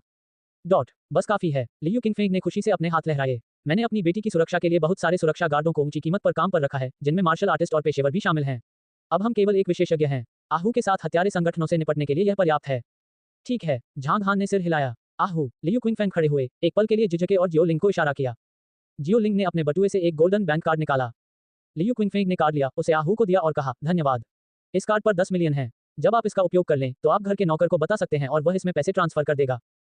अध्यक्ष लियू, आप बहुत उबाऊ हैं। मुझे इसकी आवश्यकता नहीं है। आहू ने कार्ड देने से इनकार कर दिया और कहा, बॉस ने मुझे वहां जाने के लिए कहा। यदि आप हमें भुगतान करना भी चाहें तो वह मैं नहीं हूं जो इसे ले। हा, यह कोई इनाम नहीं है, बल्कि लिन हाई शहर में आपके खर्चों के लिए है। ठीक है, अगर मेरी बेटी अपना बटुआ लाना भूल जाती है तो आप उसके लिए भुगतान भी कर सकते हैं, जो अधिक सुविधाजनक होगा। लियू किंगफेंग हंसे। आहू ने अपना सिर खुजलाया और झांग हान की ओर देखा। आप यात्रा खर्च के लिए वह पैसा ले सकते हैं जो चेयरमैन लियू ने आपको दिया था। झांग हान ने सहज मुस्कान के साथ कहा। आपकी दयालुता के लिए धन्यवाद। आहू मुस्कुराया और बैंक कार्ड स्वीकार कर लिया। वैसे आहू, मुझे पहले आपसे बात करनी है। लियू क्विंगफेंग ने मुस्कुराना बंद कर दिया और कहा, मेरी बेटी थोड़ी चिड़चिड़ी है, उसका मूड बदलता रहता है और वह कभी कभी अपना आपा खो सकती है। यदि वह आपको ठेस पहुंचाती है तो कृपया उसे क्षमा कर दें। चिंता मत करो चेयरमैन लियू, इस तरह की छोटी लड़की से निपटने के लिए, उसकी रक्षा करने के लिए मैं एक पेशेवर हूँ। वादा करते समय आहू को बहुत मजा आ रहा था। लियू किंगफेंग भी खुश थे। इस समय वह सोच रहा था कि क्या आहू को लिन हाई शहर में भेजना एक अच्छा निर्णय था। ये लगभग समय है। हान, हमें पहले काम पर जाना होगा। जी की आंख खड़े हुए और जू जिन्यू और लियू किंगफेंग की ओर देखा। चलो चलें, उन्होंने कहा। वे नीचे चले गए। लियू क्विंगफेंग उनके अंगरक्षकों और जियोलिंग के एक कार में बैठने के बाद जी की आंख और जू जिन्यू लियू क्विंगफेंग के अन्य अंगरक्षकों के साथ एक अन्य कार में चढ़ गए। मैं स्टूडियो जा रहा हूँ, क्या आप इसे देखना चाहते हैं? जी यान ने झांग हान की बांह पकड़कर पूछा।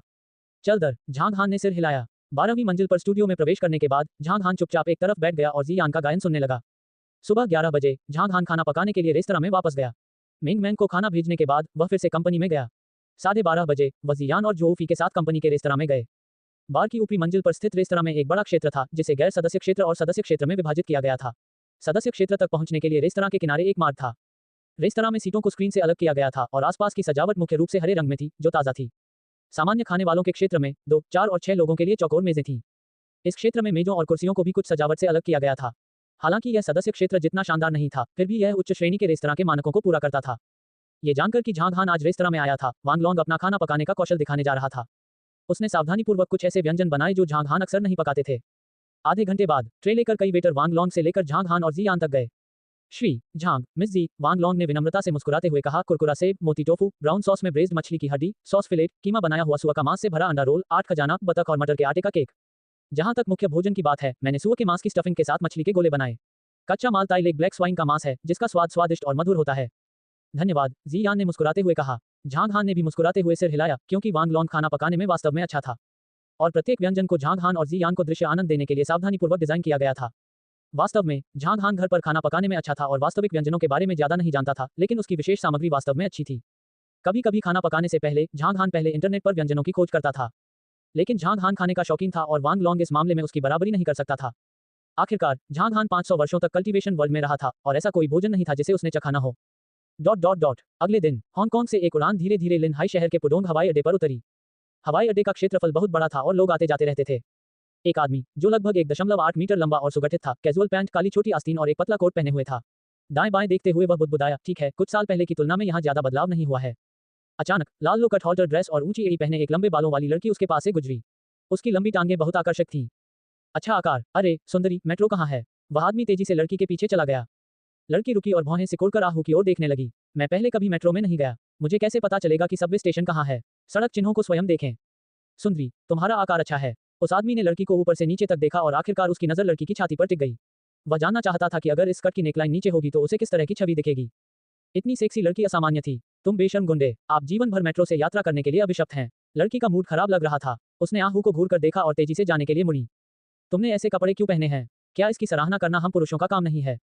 आदमी ने अपना मुंह घुमाया और लड़की की पीठ पर जोर से कहा, अरे सुंदरी, जब तुम अपने कूल्हे हिलाओ तो सावधान रहो। आपके लिए संतुलन खोना आसान है। हंसना, चपटा करना। सभी राहगीरों की नजर लड़की पर पड़ी। लड़की ने अपनी गति तेज की और भाग गई। ठीक है, वह बिल्कुल भी उत्साही नहीं है। वह आदमी बुदबुदाया और सबवे का रास्ता ढूंढते हुए कुछ देर तक आगे चला। वह आदमी आहू था, जो एक कार्य को अंजाम देने के लिए लिन हाई के पास आया था। उन्होंने अपना बिजनेस सूट उतार दिया था और कैजुअल कपड़े पहन लिए थे, जिससे उन्हें ऐसा लग रहा था जैसे वह छुट्टियों पर हैं। 7 या 8 मिनट के बाद वह सबवे स्टेशन पर पहुंचा। टिकट खरीदने से पहले उन्होंने मैसेज चेक करने के लिए अपना मोबाइल फोन निकाला। नहीं, 3 एकल परिवार villa, Thomson Riviera, Miss Liu Jiaran. तस्वीरों को देखकर लग रहा है कि वह एक खूबसूरत लड़की है। ओह नहीं नहीं, मैं दिखावे से भ्रमित नहीं हो सकता। ऐसा कहा जाता है कि वह थोड़ी डायन है और मुझे सावधान रहना चाहिए। मुझे पहले पंक्ति 11 लेनी चाहिए, फिर पंक्ति 3 में बदलना चाहिए। खुद से बात करते हुए आहू ने टिकट खरीदा और मेट्रो में चढ़ गया। दोपहर के 1 बज रहे थे और मेट्रो में ज्यादा लोग नहीं थे। आहू के लिनहाई में आने से पहले उसने एक विशेष हेयर स्टाइल बनवाया था, जो एक मुर्गे की कंघी की तरह दिखता था और ऊपर से पीले रंग में रंगा हुआ था। इस जंगली शैली ने आहू को एक खिले हुए फूल जैसा बना दिया। जब वह गंतव्य पर पहुंचा और सबवे स्टेशन से बाहर चला गया, तो आहू ने ऊपर देखा और ओरिएंटल पल को बहुत दूर नहीं देखा। ये रहा। आहू ने सीटी बजाई और आवासीय क्षेत्र के चारों ओर चला गया, जिसमें उसे बहुत समय लगा। आखिरकार उसे एक सुदूर कोना मिल गया और वह समुदाय में कूद गया। हालांकि समुदाय का क्षेत्र बहुत बड़ा था, एकल विला विशिष्ट था और आहू जल्द ही नंबर 3 पर आ गया। इतना खराब भी नहीं, वे वास्तव में पेशेवर हैं। आहू ने सुरक्षाकर्मियों की ओर देखा और पाया कि उनके सुरक्षा क्षेत्र में लगभग कोई अंधा कोना नहीं था। फिर आहू सीधे उनके पास गया। आहू को अकेले आते देख मुख्य दरवाजे के सामने काले कपड़े पहने 3 लोगों ने एक दूसरे की ओर देखा और कुछ इशारे किए। उनमें से एक के विला में पीछे हटने के बाद दूसरा व्यक्ति आहू के पास गया और बिना किसी अभिव्यक्ति के शांति से कहा, यह एक निजी क्षेत्र है। मैं यहाँ लियू जियारन से मिलने आया हूँ, आहू ने लापरवाही से कहा। उस आदमी ने थोड़ा भौहें चढ़ाई और कहा, मिस लियू मेहमानों का स्वागत नहीं करती। रहने भी दो, हाउसकीपर फैंग को मुझसे मिलने के लिए बाहर आने को कहें। आहू ने अपना हाथ लहराया। वह आदमी थोड़ा आश्चर्यचकित हुआ, लेकिन उसने इससे अधिक कुछ नहीं कहा। वह 5 कदम पीछे हट गया, दूसरे आदमी की ओर हाथ हिलाया और उससे गृहस्वामी को सूचित करने के लिए कहा। 2 मिनट बाद हाउसकीपर फैंग, जो लगभग 50 वर्ष का था, तेजी से उनके पास आया। आप कौन हैं? हाउसकीपर फैंग आहू को देखकर आश्चर्यचकित हो गया और पूछा। स्विश, उसके बगल के 2 सुरक्षा गार्ड तुरंत अपनी कमर पर दाहिना हाथ रखकर सतर्क हो गए। उन्होंने सोचा था कि अजनबी घर के नौकर को जानता है, लेकिन उसने उन्हें धोखा दिया था। क्या कहा आपने? आहू स्तब्ध रह गया और असमंजस में गृहस्वामी की ओर देखने लगा। बड़े, क्या तुम मुझे चिढ़ा रहे हो? हाउसकीपर फैंग भी एक पीक स्ट्रेंथ योद्धा था जो अभी पीक स्ट्रेंथ के चरण में पहुंचा था। आहू थोड़ा भ्रमित था क्योंकि हाउसकीपर फैंग को उसकी तस्वीर पहले ही देख लेनी चाहिए थी। आप मिस्टर आहू हैं? हाउसकीपर फैंग ने आहू को ध्यान से देखा, मुस्कुराया और अपना सिर हिलाया। आपका स्वागत है, श्री आहू। आपकी शक्ल फोटो से अलग है, इसलिए अभी मैं आपको पहचान नहीं पाया। अंदर आएं। फोटो। आहू मुस्कुराए। मैंने इसकी देखभाल के लिए सौंदर्यीकरण ऐप का उपयोग किया। हाँ, मैं सोच रहा था कि आपकी त्वचा का रंग गहरा क्यों है, आपकी आंखें छोटी हैं और आपके होंठ मोटे क्यों हैं। आप अपनी तस्वीर से सचमुच अलग दिखते हैं, इसलिए मैं आपको पहचान नहीं सका। श्री आहू, मुझे खेद है, हाउसकीपर फैंग ने माफी मांगते हुए कहा। आप, आहू इतना शर्मिंदा हुआ कि उसका मुंह हिल गया। वह लगभग पागल हो गया था। क्या वह कह रहा है कि मैं बदसूरत हूँ? क्या मैं बदसूरत हूँ? यह आदमी बहुत स्पष्टवादी है। यदि वह भूमिगत बलों का सदस्य होता, तो उसे 1 सप्ताह में मार दिया जाता। आहू ने अपने मूड पर काबू पाया और हाउसकीपर फैंग के साथ विला के गेट से अंदर चला गया। श्री आहू, कृपया एक क्षण रुकें। मैं मिस लियू को बुलाऊंगा। विला के दरवाजे के सामने हाउसकीपर फैंग ने कहा और फिर तेजी से विला में चला गया। लेकिन उसने दरवाजा पूरी तरह से बंद नहीं किया। लगभग 1 मिनट बाद आहू ने एक लड़की की बहुत मधुर आवाज सुनी, लेकिन उसके शब्दों की विषय वस्तु ने उसे असहज कर दिया। उस कुत्ते को अंदर लाओ। अधेड़ उम्र का हाउसकीपर फैंग जल्दी से बाहर आया। उसने आहू की ओर देखा, मुस्कुराया, सिर हिलाया और विनम्रतापूर्वक कहा, श्रीमान आहू, चलो अंदर चलें। हाउसकीपर फैंग ने आहू को चुपचाप देखते हुए बोला। वह जानता था कि आहू वह अंगरक्षक था जिसे लियू डोंग ने मिस लियू के लिए व्यवस्थित किया था, लेकिन वह नहीं जानता था कि आहू कितना शक्तिशाली हो सकता है। विला के अंदरूनी हिस्से को शानदार ढंग से सजाया गया था। बाईं ओर सफेद चमड़े के सोफे पर 2 युवा लड़कियां थीं, जिनमें से एक ने ढीली छोटी आस्तीन और बहुत छोटे शॉर्ट्स पहने हुए थे, और उसके 2 लंबे सफेद पैर सोफे के सामने चाय की मेज पर लापरवाही से रखे हुए थे। वह अपने पैर हिलाती रही और उसके नाखून लाल रंग से रंगे हुए थे और प्यारे लग रहे थे। लड़की का अंडाकार चेहरा, बड़ी आंखें और सुंदर धनुषाकार भौहें थीं। हालांकि आहू की नजर में वह जियान जितनी परिपक्व और आकर्षक नहीं थी, फिर भी वह एक अन्य प्रकार की सुंदरता का प्रतिनिधित्व करती थी। वाह, लियू जियारन अपनी तस्वीर से कहीं बेहतर लग रही है। आहू ने मिस लियू को घूर कर देखा। जहां तक गोल चेहरे वाली लड़की की बात है, जो मिस लियू से मोटी और फिर भी प्यारी थी, आहू ने उसे सीधे तौर पर नजरअंदाज कर दिया था। आहू के विला में प्रवेश करने के बाद गोल चेहरे वाली लड़की उत्सुकता से आहू को देखने लगी, जबकि लियू जियारन अभी भी अपने मोबाइल फोन को देख रही थी और तेजी से टाइप कर रही थी। 10 सेकंड बाद उसने अपना मोबाइल फोन नीचे रख दिया और अपनी निगाहें आहू की ओर घुमाई। वाह, लियू जियारन चिल्लाया, तुम इतने काले क्यों हो? आहू थोड़ी देर के लिए स्तब्ध रह गया। फिर उसने अपने चेहरे के बाईं ओर को छुआ और कहा, मुझे क्षमा करें, लेकिन मेरी त्वचा धूप से झुलसी हुई स्वस्थ है। मेरे पिता को यह अंगरक्षक कहां से मिला? वह बहुत बदसूरत है। मैं उसे पसंद नहीं करता, उसे छोड़ दो। लियू जियारन ने भौहें चढ़ा दी और अपना हाथ लहराया। उद्धरण चिन्ह प्रश्नवाचक चिन्ह प्रश्नवाचक चिन्ह प्रश्नवाचक चिन्ह उद्धरण चिन्ह। आहू का मुंह हिल गया। तुम्हारा मतलब है कि मैं बदसूरत हूँ? लियू जियारन ने अब आहू पर ध्यान नहीं दिया और उसने फिर से अपने मोबाइल फोन की ओर देखा। गृहस्वामी फैंग ने अजीब ढंग से कहा, मिस लियू, वह अंगरक्षक है जिसे मालिक ने विशेष रूप से आपके लिए खोजा है। वह, मुझे पता है, उसको ले जाइए। मैं 1 मिनट में अपने पिताजी को फोन करूंगा, लियू जियारन ने अधीरता से कहा। यह हाउसकीपर फैंग दुविधा में था। आहू ने अपने होंठ सिकोड़कर कहा, बस एक छोटी लड़की जिसका विकास ठीक से नहीं हुआ है। उसमें बिल्कुल भी आकर्षण नहीं है। क्या आपको लगता है कि मैं उसकी रक्षा करने को तैयार हूं? टकराना। एक पल के लिए पूरा विला शांत हो गया। लियू जियारन ने आहू को गुस्से से देखा, बोलने में असमर्थ। उसके बगल वाली लड़की ने जटिल भाव से आहू की ओर देखा, जबकि हाउसकीपर फैंग का चेहरा हिलने लगा। अरे बाप रे, आहा! लियू जियारन उछल पड़ा, हथियार अकिम्बो के साथ सोफे पर खड़ा हो गया और आहू को घूर कर देखा। कमीने, क्या कहा? कौन अभी तक विकसित नहीं हुआ है? आप अंधे हैं? आहू ने उसे उत्तर नहीं दिया, लेकिन प्रभावशाली चेहरे के साथ उसकी छाती और नितंबों की ओर देखा। 2 सेकंड बाद, अफसोस, आहू ने आह भरी और अपना सिर थोड़ा हिलाया। मैं इतना ज्यादा नाराज हूँ। लियू जियारन ने अपना मोबाइल फोन उठाया, सीधे लियू किंगफेंग का नंबर डायल किया और बहुत व्यथित स्वर में कहा, पिताजी, मुझे धमकाया गया था। मेरी बेटी को धमकाने की हिम्मत कौन कर रहा है? उस कमीने को तुमने काम पर रखा है। क्या कहा आपने? यहाँ सिग्नल अच्छा नहीं है। नमस्ते, नमस्ते, बीप, बीप, बीप। हम्फ, लियू जियारन ने गुस्से में अपने पैर पटक दिए और हाउसकीपर फैंग से कहा, मुझे कोई फर्क नहीं पड़ता। उसे यहाँ से चले जाना चाहिए। मैं उसे देखकर थक गया हूँ। पुराने जमाने के कॉक्सकॉम हेयर स्टाइल वाला कितना काला और बदसूरत लड़का। अगर मैं ऐसे अंगरक्षक को बाहर निकालूंगा तो उसे शरणार्थी माना जाएगा। रनरान, पहले बैठ जाओ। अंडाकार चेहरे वाली लड़की लियू जियारन को सोफे पर ले गई और उसके कान में 20 सेकंड से अधिक समय तक फुसफुसाई। उसके दोस्त के आराम ने लियू जियारन को शांत कर दिया। हाउसकीपर फैंग ने अवसर का लाभ उठाते हुए कहा, मिस मास्टर ने कहा है कि यदि आप विला से बाहर जाना चाहती हैं, तो आपको मिस्टर आहू को अपने साथ ले जाना होगा। हाँ, लियू जियारन ने व्यंग्य किया, आहू की ओर देखा और कहा, अपने कमजोर शरीर को देखो, तुम कैसे साबित कर सकते हो कि तुम मेरी रक्षा कर सकते हो? आप कैसे चाहते हैं कि मैं इसे साबित करूं? आहू ने अपनी भौहें ऊपर उठाई और सहज स्वर में पूछा। अब मैं पहले वाली नहीं रही। मैं अब एक मार्शल आर्टिस्ट हूं। यदि आप रहना चाहते हैं, तो पहले अंकल कांग को हराएं। लियू जियारन ने उपहास किया और कहा, यदि आप अंकल कांग को भी नहीं हरा सकते हैं, तो मेरे पिता को बुलाएं और जहां से आए हैं वहां वापस चले जाएं। वह इसकी मदद नहीं कर सकी। हर बार जब उसके पिता ने बुरा संकेत कहा, तो इसका मतलब था कि यह समझौता योग्य नहीं था। अब वह आहू को छोड़ने के लिए केवल अप्रत्यक्ष तरीकों का उपयोग कर सकती थी। अच्छा, अंकल कांग कौन है? आहू ने पूछा। मैं हूँ, हाउसकीपर फैंग ने दयालु मुस्कान के साथ उत्तर दिया। स्लैम। जैसे ही हाउसकीपर फैंग ने स्वीकार किया कि वह अंकल कांग था, आहू ने अपना दाहिना पैर उठाया और तेजी से पीछे से उसके कूल्हे पर लात मारी। हाउसकीपर फैंग चिल्लाया, अपने नितंबों को ढंक लिया और जमीन पर लेट गया। फिर उसने पीछे मुड़कर देखा और अविश्वास से आहू को घूरने लगा। सोफे पर बैठी दोनों लड़कियां स्तब्ध रह गईं। उन्होंने हाउसकीपर फैंग से पूछा, अंकल कांग, क्या आप ठीक हैं? आउच, मैं ठीक हूँ। हाउसकीपिंग फैंग अपने नितंबों को ढककर खड़ा हो गया। उसके माथे पर नीली नसें थीं। तुमने उस पर छिपकर हमला करने का साहस किया। तुम बहुत कपटी हो, इसकी कोई गिनती नहीं है। लियू जियारन ने आहू की ओर देखा और चिल्लाया, आप मेरी अनुमति के बिना उस पर हमला कैसे कर सकते हैं? पुनः प्रयास करें, आपको उचित तरीकों का उपयोग करके अंकल कांग को हराना होगा। नहीं, मिस लियू, वह मुझसे बेहतर है, मैं उसे हरा नहीं सकता। हाउसकीपर फैंग ने अपने नितंबों को ढक लिया और अपना सिर हिलाया। यह दर्शाता है कि मिस लियू का आदेश चाहे जो भी हो, वह आहू के खिलाफ नहीं लड़ेगा। इस बार मैं बट में घायल हो गया था। अगली बार अगर मैं सामने से घायल हुआ तो मुझे बहुत कष्ट होगा। आहू का हमला इतनी अच्छी तरह से कैसे डिजाइन किया जा सकता है? हाउसकीपर फैंग को एहसास हुआ कि आहू उससे कहीं अधिक शक्तिशाली था। शीर्ष शिखर शक्ति चरण या qi strength master. Uncle Kang, आप लड़ने से पहले हार कैसे मान सकते हैं? हम्फ।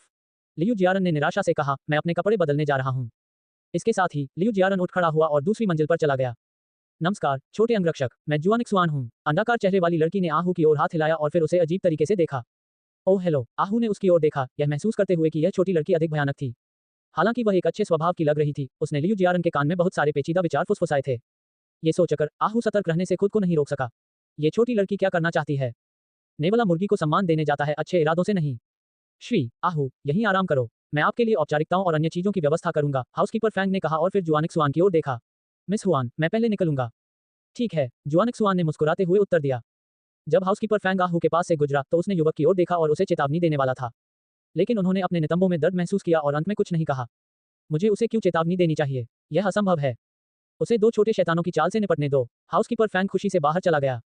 खांसी। आहू ने अपना गला साफ किया, सीधे दाहिनी ओर रेफ्रिजरेटर के पास गया, दरवाजा खोला और अंदर देखा। तुम्हारे पास बियर क्यों नहीं है? एक अंगरक्षक के रूप में आप इतने असभ्य क्यों हैं? जब मैं अभी भी यहाँ बैठा हूँ तो तुम अपनी इच्छा से मेरे रेफ्रिजरेटर में कैसे देख सकते हो? जुआन एक्सुआन ने असमंजस में पूछा। कितना अजीब अंगरक्षक है, जब मेरा मन होता है मैं अपने बॉस के यहाँ पी लेता हूँ। आहू ने अपने होंठ सिकोड़ लिए। आहू को कोल्ड ड्रिंक में कोई दिलचस्पी नहीं थी, इसलिए उसने रेफ्रिजरेटर बंद कर दिया, सोफे के किनारे चला गया और बैठने ही वाला था। अरे रुको, जुआन एक्सुआन ने उसे रोका। क्या गलत? आहू को आश्चर्य हुआ। तुम बहुत काले हो, क्या तुम सब गंदे हो? जुआन एक्सुआन ने सूंघते हुए कहा, तुम्हारे पसीने की गंध आ रही है। तुम्हें नहाए हुए कितने दिन हो गए? पसीने की गंध, यह असंभव है। आहू ने अपने कॉलर को सूंघा और असमंजस में कहा, मैंने कल रात स्नान किया। तुमसे बहुत बुरी गंध आती है। मेरे साथ आइए। बात करते समय जुआन एक्सुआन आहू को दाहिने गलियारे में ले गया। आहू उसके पीछे पीछे सबसे भीतरी शीशे के दरवाजे तक गया। दरवाजे के पीछे एक इंडोर स्विमिंग पूल था जिसके बगल में कई सफेद लाउंज थे और लाउंज के किनारे एक शॉवर था। आप यहाँ कुछ देर तैर सकते हैं और स्नान कर सकते हैं। अंकल कांग आपके लिए बाद में नए कपड़े लाएंगे, जुआन एक्सुआन ने सुझाव दिया। आपके यहाँ बहुत सारे नियम हैं। आहू ने अपने होंठ मोड़े और लहराया। आप अब जा सकते हैं। हम्फ। जुआन एक्सुआन ने गुर्राया, घूमा और बाहर चला गया। आहू ने उसकी चालाक आंखें नहीं देखी। आहू ने अपने कपड़े उतारकर एक तरफ फेंक दिए। नहाने के बाद वह पूल में कूद गया। पानी पर लहरें गायब होने के बाद स्विमिंग पूल का दरवाजा फिर से खोला गया। क्या उस कमीने को अंकल कांग ले गए थे? लियू जियारन बिकिनी पहनकर आई। जुआन एक्सुआन 2 कप कोल्ड ड्रिंक लेकर उसके पीछे पीछे आया और गंभीरता से सिर हिलाया। शायद मैंने भी उसे नहीं देखा। मैं सही हूँ, मेरे पिता अब भी मेरी बात मानते हैं। हम्फ। मैं नहीं चाहता कि हर दिन कोई मेरा पीछा करे। जुआन एक्सुआन की बातें सुनकर लियू जियारन खुशी से मुस्कुराए। पूल में जाकर उसने खुद को गर्म किया। वह क्या है? जैसे ही वह तालाब में उतरने ही वाली थी, अचानक उसे पानी के नीचे एक काली छाया दिखाई दी। पफ। आहू सामने आया और अपना सिर हिलाया। लियू जियारन पानी से भीग गया था। एक पल के लिए लियू जियारन ने अपनी आंखें चौड़ी कर लीं। उसने आहू के ऊपरी शरीर को देखा और फिर पानी में देखा। ऐसा लग रहा था कि उसने कुछ भी नहीं पहना था। तभी उसे अचानक याद आया कि उसने तो सिर्फ बिकिनी पहनी है। तालाब क्षेत्र में धरती हिला देने वाली चीख गूंज उठी। इंतजार, ये किसी आदमी की आवाज कैसी है? आहू का अद्भुत अंगरक्षक करियर शुरू हो गया था। नियत दिन की सुबह जब मिंग मैंग किंडरगार्टन के चौराहे पर पहुंची तो वह अपनी बड़ी चमकदार आंखों से चारों ओर देखने लगी। स्टीफन अभी तक नहीं आया है। आइए पहले मार्टिन और ली मुइन को आमंत्रित करने चलें। मिंग मैंग बुदबुदाती हुई वांग यहान के साथ भीड़ की ओर चल दी। इस समय मार्टिन और ली मुइन भीड़ के पीछे कई छात्रों से बातचीत कर रहे थे। Martin, Martin. अचानक उन्होंने मिंग मैंग की आवाज सुनी। मिंग मैंग, तुम यहाँ हो? मार्टिन ने मिंग मैंग की ओर देखा और मुस्कुराते हुए सफेद दांतों की 2 पंक्तियां दिखाईं। मिंग मैंग ने ली मुइन से कहा, जो उसके सबसे करीब थी, मुइन, पापा और माँ ने तुम्हें मेरे घर पर आमंत्रित करने का वादा किया था। क्या आप शनिवार को आना चाहेंगे? हाँ हाँ, ली मुइन ने खुशी से सिर हिलाया। बहुत बढ़िया, मैं मिंग मैंग के बिग हे ही और लिटिल हे ही के साथ खेलने के लिए उत्सुक हूँ। मैं भी उनके साथ खेलना चाहता हूँ। मार्टिन ने अपना सिर खुजलाया और हंसा। कई अन्य बच्चे ईर्ष्यालु लेकिन झिझक भरी नजरों से उन दोनों को देख रहे थे। वे उनके साथ जाना चाहते थे लेकिन उन्हें मिंग मैंग द्वारा मना किए जाने का डर था। मेरी माँ ने कहा है कि तुम्हें मेरे घर आने से पहले अपने माता पिता की अनुमति लेनी होगी, मिंग मैंग ने गंभीरता से कहा। ठीक है, मैं उन्हें बताऊंगा। ली मुइन ने तुरंत सिर हिलाया और कहा, मैं आज घर वापस जाते ही उन्हें बताऊंगा। मेरे पिता घर पर नहीं हैं। मैं आज रात अपनी माँ से पूछूंगा। मेरी माँ भी हांगकांग में रहने वाली एक अश्वेत महिला है, मार्टिन ने कहा। तो क्या मैं आपके घर आ सकता हूँ? मैं भी तुम्हारे साथ रहना चाहता हूँ। अचानक एक छोटा लड़का जो कुछ मोटा था, शर्माते हुए बोला। मिंग मैंग, मैं भी आना चाहता हूँ। मिंग मैंग, मुझे अपने घर ले चलो। उद्धरण चिन्ह उद्धरण चिन्ह। कुआं। जल्द ही अन्य 7 या 8 छात्रों ने उनके साथ जाने के लिए कहा। मिंग मैंग आश्चर्यचकित थी क्योंकि उसने इतने सारे दोस्तों को आमंत्रित करने की उम्मीद नहीं की थी। लेकिन उसने खुद को ध्यान के केंद्र में पाया जिससे वह विशेष रूप से अच्छे मूड में थी। उसने मुस्कुराते हुए और अपने छोटे हाथ हिलाते हुए उत्तर दिया, ठीक है, जब तक आप अपने माता पिता से अनुमति मांगते हैं। वैसे वांग यहान ने कुछ देर सोचा और कहा, अगर आप कुत्तों को नापसंद करते हैं तो बेहतर होगा कि आप हमारे साथ ना आएं। पहाड़ पर बहुत सारे कुत्ते हैं और तुम्हें इतना डर लगेगा कि तुम रोने लगोगे। कुत्तों से डरने वाला एक लड़का वांग यहान की बातें सुनकर झिझकने लगा। लेकिन उन्होंने जल्द ही अपना मन बना लिया और कहा, मैं कुत्तों से नहीं डरता। मैं एक असली आदमी हूँ। यहाँ स्टीफन आता है। वांग यहान ने पीछे मुड़कर देखा और पाया कि स्टीफन उनकी ओर चल रहा है। स्टीफन, मेरे पापा और माँ हमारी योजना से सहमत थे। आपको चाहिए? मेंग मैंग ने आवश्यकताओं को दोहराया। स्टीफन ने शब्द सुनने के बाद कुछ सेकंड के लिए सोचा और अवचेतन रूप से अंग्रेजी में उत्तर दिया, मैं अपने माता पिता से मुझसे सहमत होने के लिए कहूंगा। अपने सभी दोस्तों को आमंत्रित करने के बाद मेंग मैंग संतुष्ट हो गई। उसे थोड़ा आश्चर्य हुआ कि कई अपरिचित छात्र भी उनके साथ जाकर खेलने के लिए कहने लगे। सुबह 8:30 बजे श्री लू गुओ छात्रों को कक्षा में ले गए। दिन जल्दी बीत गया। शुक्रवार को जियान एक टीवी कार्यक्रम में भाग लेने के लिए व्यावसायिक यात्रा पर जाएंगे। इस सप्ताहांत केवल झांग हान और मेंग मैंग घर पर होंगे। मेंग मैंग का प्रत्याशित शनिवार आखिरकार आ गया। सुबह 9 बजे झांग हान रसोई में व्यस्त थी। यह उसकी छोटी राजकुमारी की सहपाठी पार्टी थी, इसलिए उसे उन्हें खुश करना था। झाओ फैंग और एल्डर मिंग भी तैयारी में व्यस्त थे। उन्होंने सदस्यों की मेज और एक साधारण मेज को एक साथ मिलाकर एक लंबी आयताकार मेज बनाई जो कुर्सियों के घेरे से घिरी हुई थी। पापा क्या कर रहे हो? मेंग मैंग सोफे पर कूद गई और रसोई में देखने की कोशिश की। पिताजी छोटे केक बना रहे हैं, झांग हान ने हंसते हुए उत्तर दिया। क्रीम के साथ? मेंग मैंग की बड़ी बड़ी आंखें चमक रही थीं। सिर्फ बिना क्रीम के केक? दोपहर के भोजन में हम क्या लेंगे? मेंग मैंग ने फिर पूछा।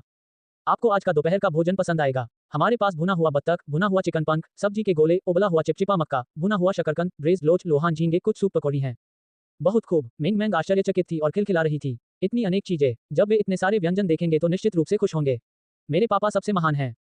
लड़की की गौरवपूर्ण अभिव्यक्ति देखकर झांग हान ने अपना सिर हिलाया और हंसा। पापा, येहान और अन्य लोग कब आएंगे? लगभग दोपहर हो गई है। वे अभी तक क्यों नहीं आए? मेंग मैंग को थोड़ी चिंता महसूस हुई।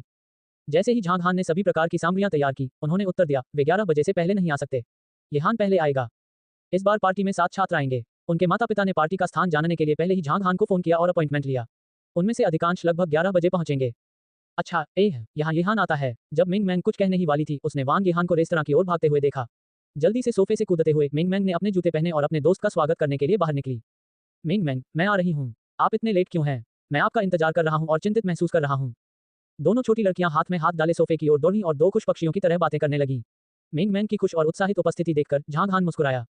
श्री झांग, मैं अपने दोस्त के बगीचे से कुछ चेरी लाया हूँ, सुयू ने अपने हाथों में लाल चेरी का एक बड़ा बैग लेकर कहा। ठीक है, धन्यवाद। झांग हान मुस्कुराए और सिर हिलाया।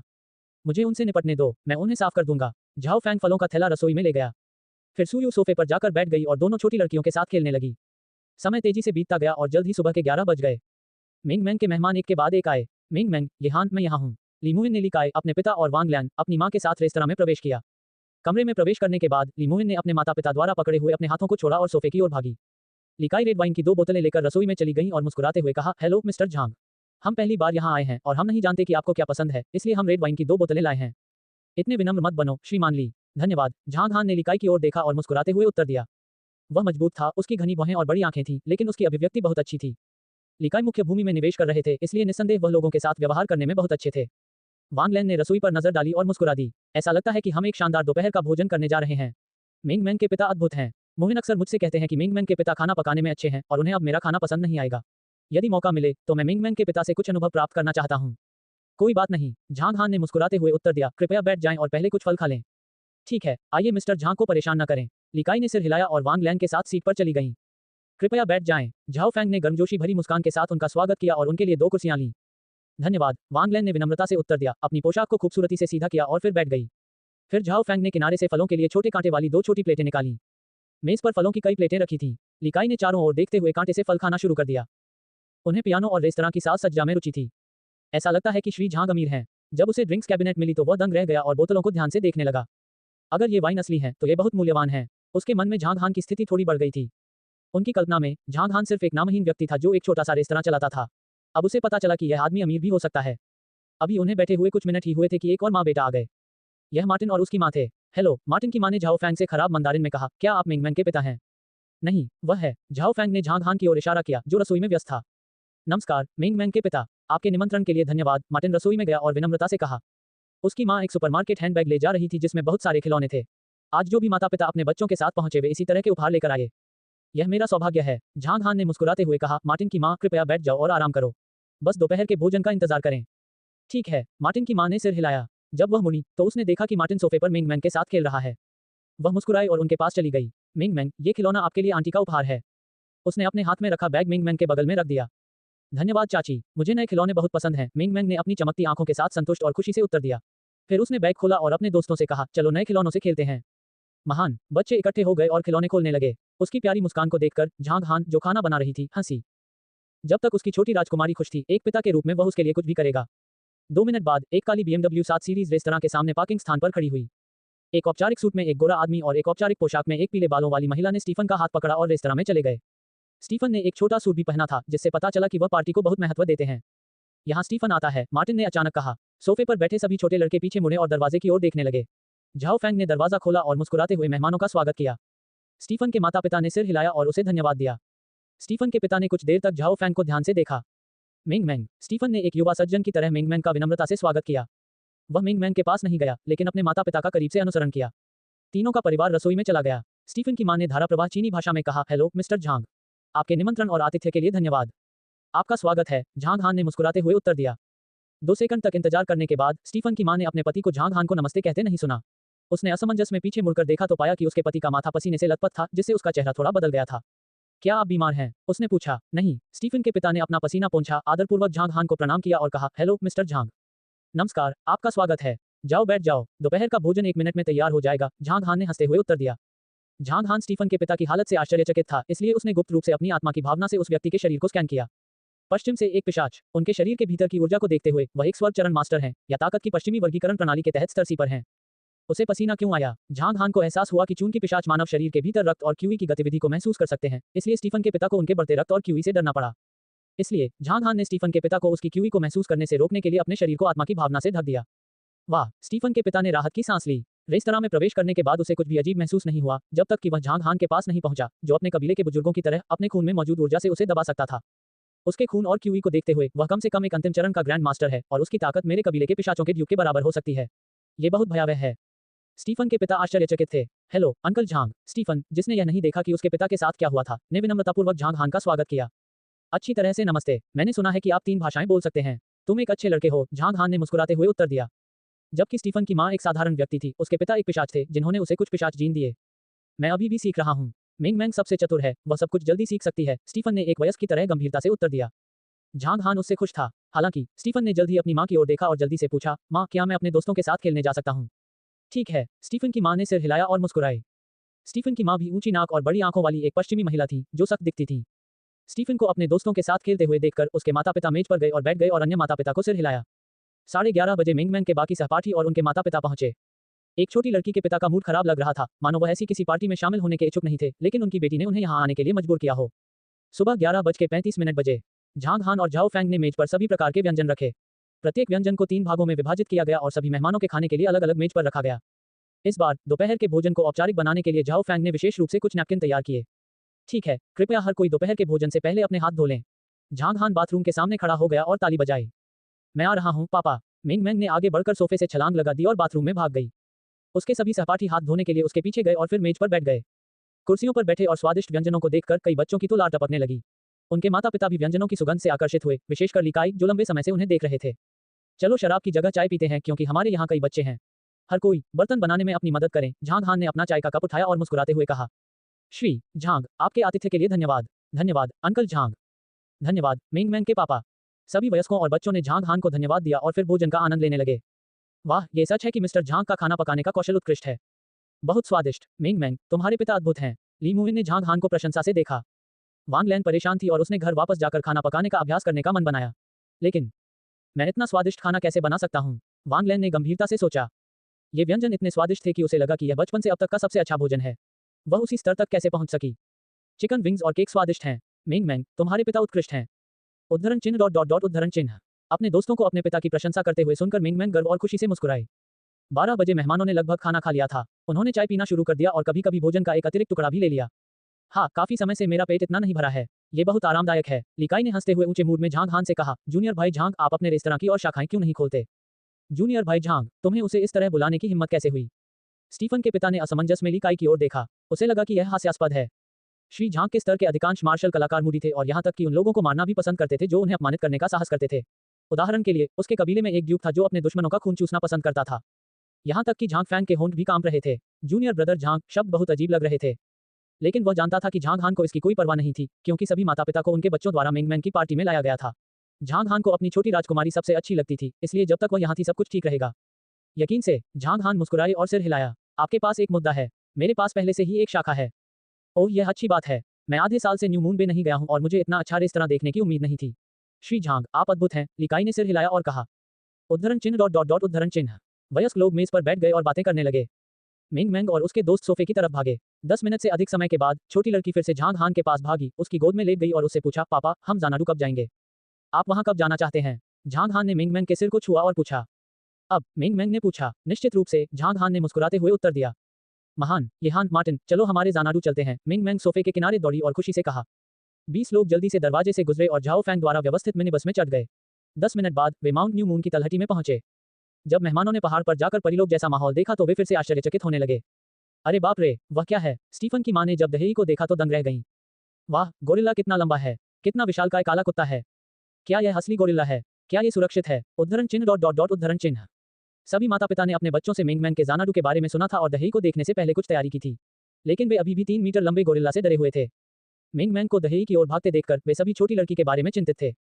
ये ठीक है, चिंता मत करो, मेरी बेटी कई बार दहेई के साथ खेल चुकी है, वे बहुत इंसान है, सुयू ने मुस्कुराते हुए कहा। जब सभी माता पिता ने मिंग मैंग को दहेई के कंधे पर बैठकर पीछे के पहाड़ की ओर जाते हुए देखा तो उन्हें राहत मिली और उन्हें लगा कि यह अविश्वसनीय है। पीछे के पहाड़ पर चलने के बाद कई लोग विभिन्न कार्यात्मक क्षेत्रों को देखकर दंग रह गए। श्री झांग, आप महान हैं। मार्टिन की मां ने झांग हान की प्रशंसा की। वह इतनी सदमे में थी कि मिंग मैंग के पिता का वर्णन शब्दों में नहीं कर पा रही थी। आप वहां जाकर कुछ देर बैठ सकते हैं, मछली पकड़ने वाली छड़ों के कई सेट हैं और आप मछली पकड़ सकते हैं, झांग हान ने सुझाव दिया। यहाँ सिर्फ बच्चे ही खुश नहीं थे, उनके माता पिता भी उत्साह से खेलने के लिए पालतू क्षेत्र में भाग गए। जब ली काई हस्की के साथ खेल रही थी, वांग लैन कुछ गोल्डन रिट्रीवर्स के साथ मस्ती कर रही थी और अन्य माता पिता बैठे और बातें कर रहे थे। उनके लिए ये छोटी सी पार्टी वाकई एक अद्भुत अनुभव थी। झांग हान के बैठने के कुछ ही मिनट बाद उसका सेल फोन बज उठा। उसने अपना मोबाइल फोन निकाला, उसे देखा, पहाड़ पर कुछ कदम ऊपर चला और थंडर यांग पेड़ के नीचे रुक गया। जैसे ही यह कनेक्ट हुआ, उसने किसी को ऊंची आवाज में ये कहते हुए सुना, झांग हान, कुछ हुआ है। डैम इट, एक क्लास बी अवशेष नानजिंग झील में पाया गया था और ये 2 दिनों में खुल जाएगा। लेई त्यानान ने शपथ लेना शुरू कर दिया। ऐसा लग रहा था कि उसने अभी अभी खबर सुनी है और उलझन में है। मैं पहले से ही पता है, तुम्हें उसके बारे में पता है। लेई त्यानन स्तब्ध रह गए और फिर पूछा, क्या आप वहां जा रहे हैं? क्या आप वहां जा रहे हैं? हमें अभी तक क्लास बी के कई अवशेष नहीं मिले हैं। अवशेष में पवित्र स्तर का खजाना होना चाहिए और आपको अवसर का लाभ उठाना चाहिए। ठीक है, मैं वहां जाऊंगा, झांग हान ने उत्तर दिया। ठीक है, मुझे उम्मीद नहीं थी कि तुम्हें इसके बारे में पता होगा।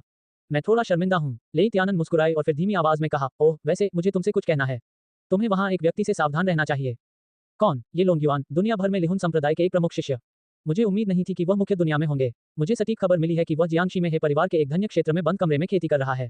वह एक आक्रामक व्यक्ति है जिसे दुनिया भर में शैतान अवतार के नाम से जाना जाता है। यदि वह जानता है कि आप एक नए उन्नत ग्रैंड मास्टर और एक युवा प्रतिभा हैं, तो वह आपको चुनौती दे सकता है।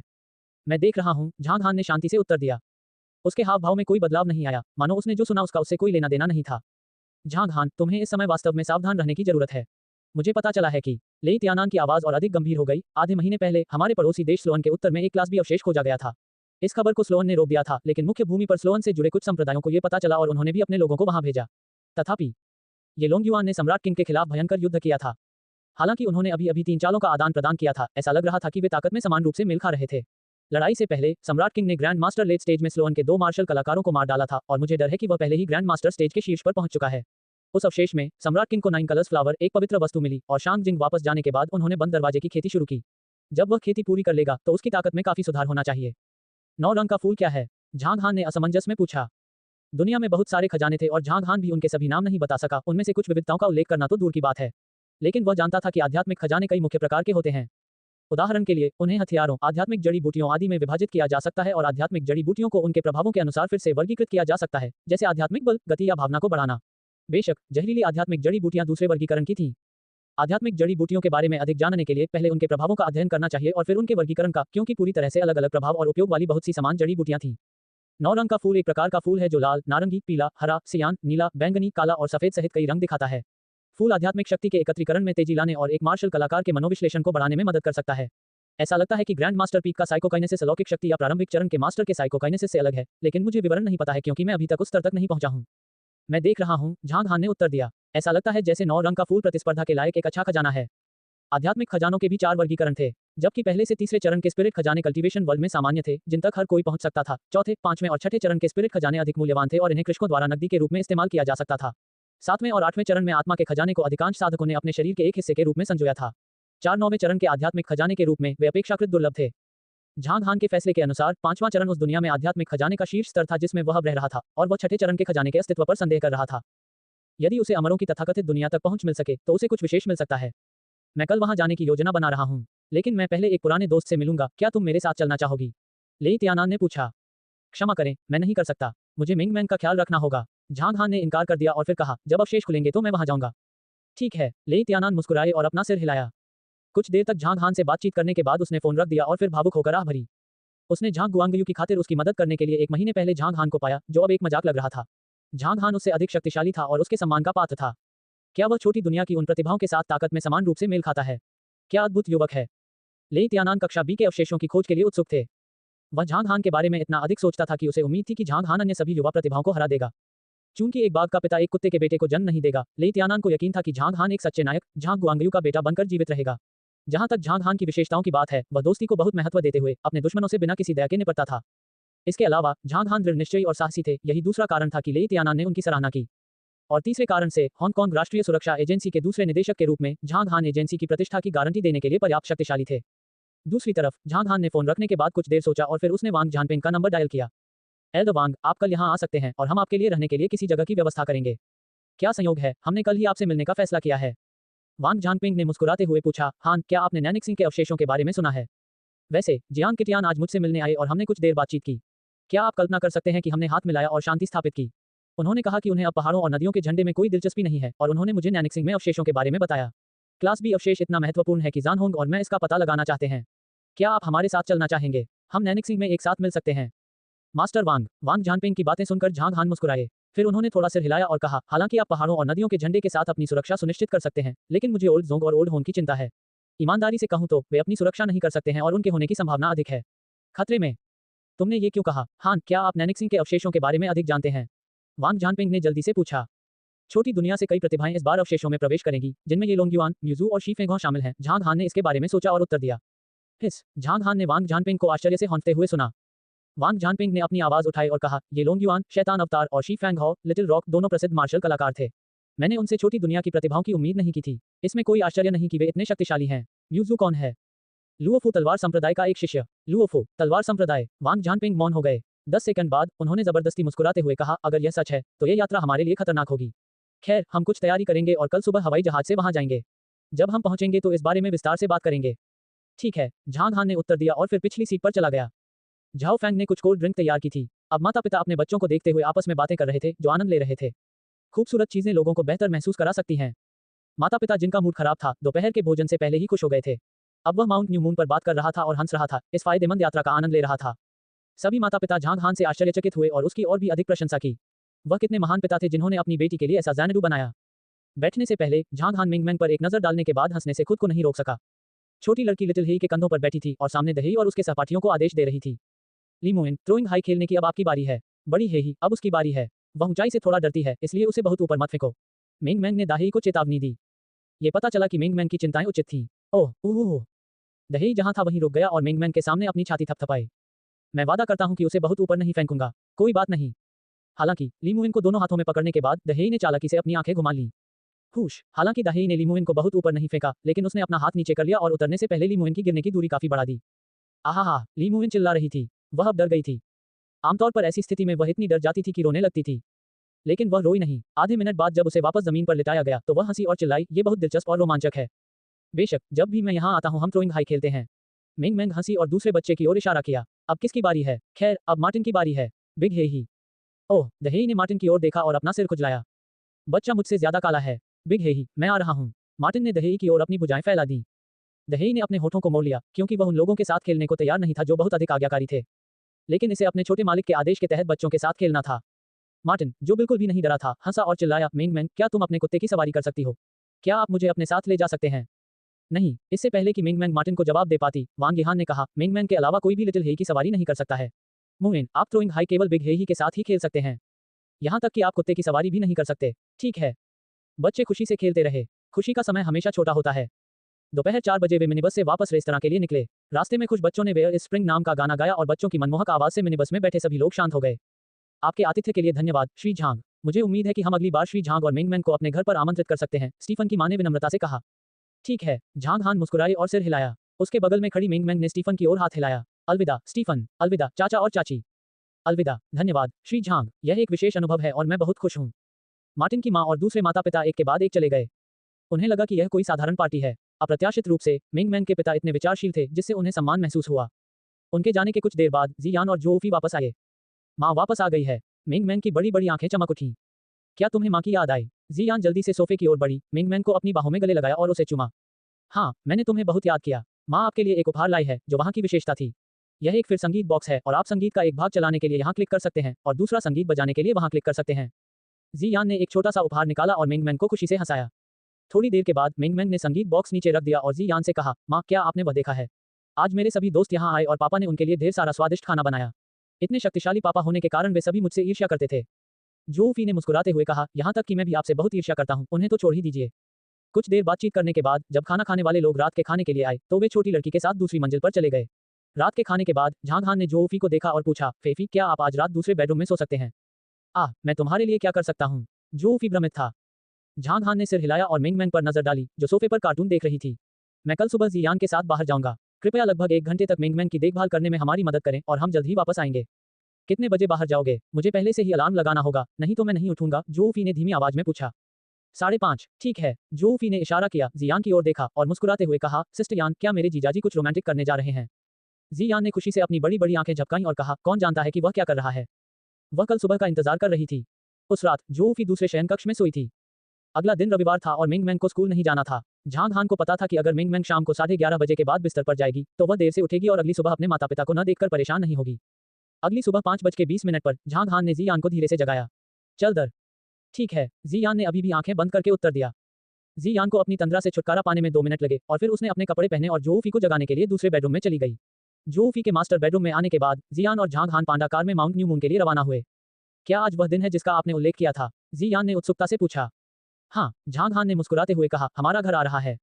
हाँ, वह आ रहा है। मैं इस पल का काफी समय से इंतजार कर रहा था।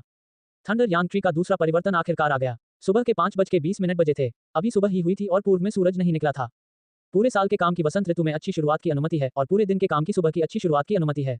माउंट न्यू मून की तलहटी में हवा ताजी और अल्पविराम थी। झांग हान मुस्कुराया को देखकर उसने अपना कोट उतारा और कांप रहा था। वह आपका अच्छा गुण है।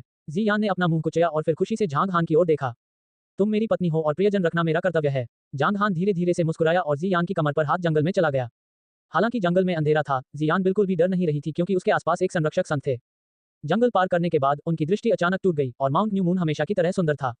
क्योंकि पर्याप्त धूप नहीं थी, इस समय पहाड़ पर दृश्य इतना चमकीला नहीं था और न्यू मून बेशान था, जो एक और प्रकार की वास्तुकला थी।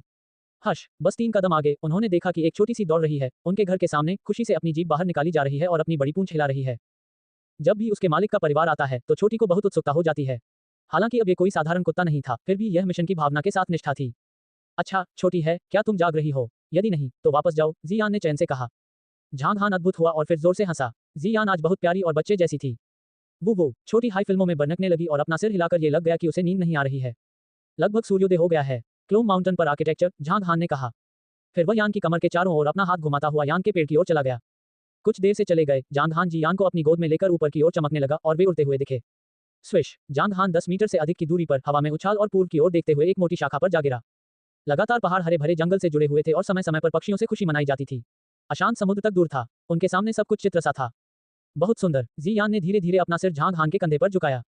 आप सबसे सुंदर हैं। तुम इतने चापलूस कब गए थे? हाँ, जब मैं पहली बार सामने आया था तो तुम लकड़ी के टुकड़े की तरह थे, बेचैनी और नट। उस समय मुझे सिगरेट चिंता हो रही थी। तुम्हें मेरी चिंता थी? झांग हान ने अर्थपूर्ण स्वर में पूछा। जियान ने अपनी उंगली हिलाई और अपना हिलाया सिर। बिल्कुल नहीं, मुझे आपकी चिंता क्यों करनी चाहिए? आपने अभी क्या कहा? आपने मुझे गलत समझा, मैंने नहीं। देखो, सूरज उगने वाला है। जियान ने चारों ओर देखा और अंततः विषय को बदलने के लिए कुछ पाया। फिर उसने पूर्वी क्षितिज की ओर इशारा किया। सूरज का कुछ हिस्सा निकल आया था। पहाड़ पर धूप ने हर चीज में रोशनी ला दी। थंडर यांग पेड़ पर धूप से पेड़ जाग गया, जिससे अचानक सियान रोशनी उत्सर्जित हुई। सूरज निकल आया है। झांग हान मुस्कुराए और धीमी आवाज में कहा, सूर्योदय सुंदर है, लेकिन जो अधिक सुंदर है वह हमारा घर है। जहां आप हैं वह घर है, जियान ने धीरे से कहा। वे प्यार भरी बातें कहने लगे, जबकि पास बैठी छोटी ही दिलचस्पी से उनकी बातें सुन रही थी। जब मेरी शादी किसी मादा कुत्ते से होगी तो मैं उससे भी यही बात कहूंगा। ये बहुमूल्य अनुभव है। ठीक है, लेकिन तुम भी मेरी राजकुमारी हो और राजकुमारी को महल में रहना चाहिए। झांग हान मुस्कुराया और अचानक अपना हाथ उठाया। उसकी आंखें चमकने लगीं। खड़खड़ाहट, खड़खड़ाहट। थंडर यांग पेड़ के ऊपर से नीचे बहती सियान रोशनी एक धारा की तरह लग रही थी, जिसने जियान को आश्चर्यचकित कर दिया। जब झांग हान ने बोलना समाप्त किया, टकराना, ऐसा लग रहा था जैसे धरती के नीचे से एक धीमी आवाज बज रही हो।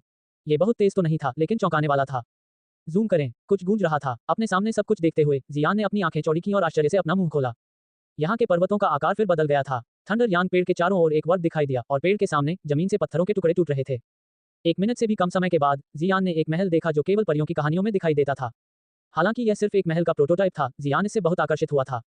धीरे धीरे दूर के पेड़ों को अदृश्य हाथों से उखाड़ दिया गया और इस तरह से एक के बाद एक सभी प्रकार की लकड़ी और पत्थर झांग हान के पास लाए गए। महल की समग्र सजावट शैली अपेक्षाकृत आधुनिक थी। सबसे ऊंची इमारत लगभग 5 मंजिल ऊंची थी, जिसमें 5 स्तंभ और एक देखने वाली बालकनी थी। इमारत की तीसरी मंजिल पर एक आउटडोर स्विमिंग पूल था। इसके अलावा ऊपर की मंजिल पर स्तंभों से घिरा एक छोटा सा हॉल था और जियान जानता था कि यह आराम करने की जगह या भोजन कक्ष होना चाहिए। छोटे से हॉल की फ्रेंच खिड़की के सामने बैठकर दूर तक समुद्र और न्यू मून खाड़ी दोनों को साफ देखा जा सकता था। महल के प्रोटोटाइप के सामने आने के बाद अदृश्य हाथों से पहुंचाई गई लकड़ी स्वचालित रूप से दरवाजे में बदल गई, लेकिन लकड़ी का रंग सुंदर नहीं था। इस समय कुछ भूरे पत्थर पाउडर में बदल गए और प्रत्येक दरवाजे पर तैरने लगे जैसे कि वे लकड़ी को रंग रहे हों। पूरे महल की बाहरी दीवार पर कुछ सफेद पत्थर का पाउडर लगाया जाने लगा, जो हरे पेड़ों के साथ बहुत सुंदर लग रही थी। अकस्मात जमीन पर रेत जैसी चमकदार वस्तुओं के ढेर दिखाई देने लगे। ये झांग हान द्वारा उपयोग किए गए मुफ्त क्रिस्टल पत्थर की ऊर्जा बर्बादी थी और वे कांच बनाने के लिए एक साथ इकट्ठा हो रहे थे। इस तरह जियान की गवाही के तहत महल ने धीरे धीरे आकार लिया। महल के सामने विशाल पत्थर प्रकट हुए और एक वर्ग का निर्माण किया और क्रिस्टल अवशेषों ने वर्ग के बाईं ओर पत्थर के मंच पर एक बड़ा मछली टैंक बनाया। चौक के दाहिनी ओर युआन किंग पेड़ और कुछ फूल अब एक नवनिर्मित फूलों के बिस्तर से घिरे हुए थे और वर्ग के केंद्र में गोलाकार फव्वारे और होली की 2 पंक्तियों की व्यवस्था की गई थी। एक पत्थर की सड़क फूल सागर के क्षेत्र तक, तालाब के दूसरी ओर और फिर पीछे के पहाड़ तक बढ़ने लगी। वह मकड़ी के जाल की तरह फैला हुआ था। तालाब में कमल के फूलों से भरा एक पुल था जिसके बीच में एक छोटा सा मंडप था। ये हमारा महल है, जियान ने बुदबुदाया। हाँ, हमारा महल, झांग हान ने मुस्कुराते हुए कहा। क्या इसमें कुछ सुधार की जरूरत है? नहीं, ये बहुत सुंदर है। कुछ भी बदलने की जरूरत नहीं है। जियान की आंखें चमक उठी जब उसने झांग हान को प्रशंसा के साथ देखा। फिर मैं कुछ अन्य इमारतें बनाऊंगा। अब पहाड़ पर क्षेत्र अपेक्षाकृत छोटा है और हम 2 और पहाड़ जोड़ सकते हैं, झांग हान ने कहा। 2 और पहाड़, क्या इसका कोई बड़ा असर होगा? जियान स्तब्ध रह गया और चिंता से बोला। नहीं, झांग हान मुस्कुराया और अपना हाथ बढ़ाया। थंडर यांग पेड़ की सियान रोशनी पूर्वी और उत्तरी किनारों पर 2 पहाड़ियों तक फैलने लगी। खड़खड़ाहट, खड़खड़ाहट। थंडर यांग पेड़ की जड़ें जमीन के अंदर तक बढ़ने लगी। अचानक पूर्व और उत्तर की 2 पहाड़ियों का क्षेत्र सिकुड़ने लगा। या वे सिकुड़ नहीं रहे थे, यह माउंट न्यू मून था जो ऐसे बढ़ने लगा जैसे उसने 2 पहाड़ियों को खा लिया हो। यहाँ तक कि उत्तर की ओर घुमावदार पहाड़ी सड़क का दायरा भी कई गुना बढ़ गया था। हमें अभी भी वैंग्स के लिए कुछ इमारतों की आवश्यकता है। मैं सिर्फ उनके घरों की शैली का उल्लेख करूंगा। झांग हान बड़बड़ाया और उसकी आंखें चमकने लगीं। महल के निचले बाईं ओर की दिशा में वान परिवार की जागीर के समान इमारतों की एक श्रृंखला दिखाई दी।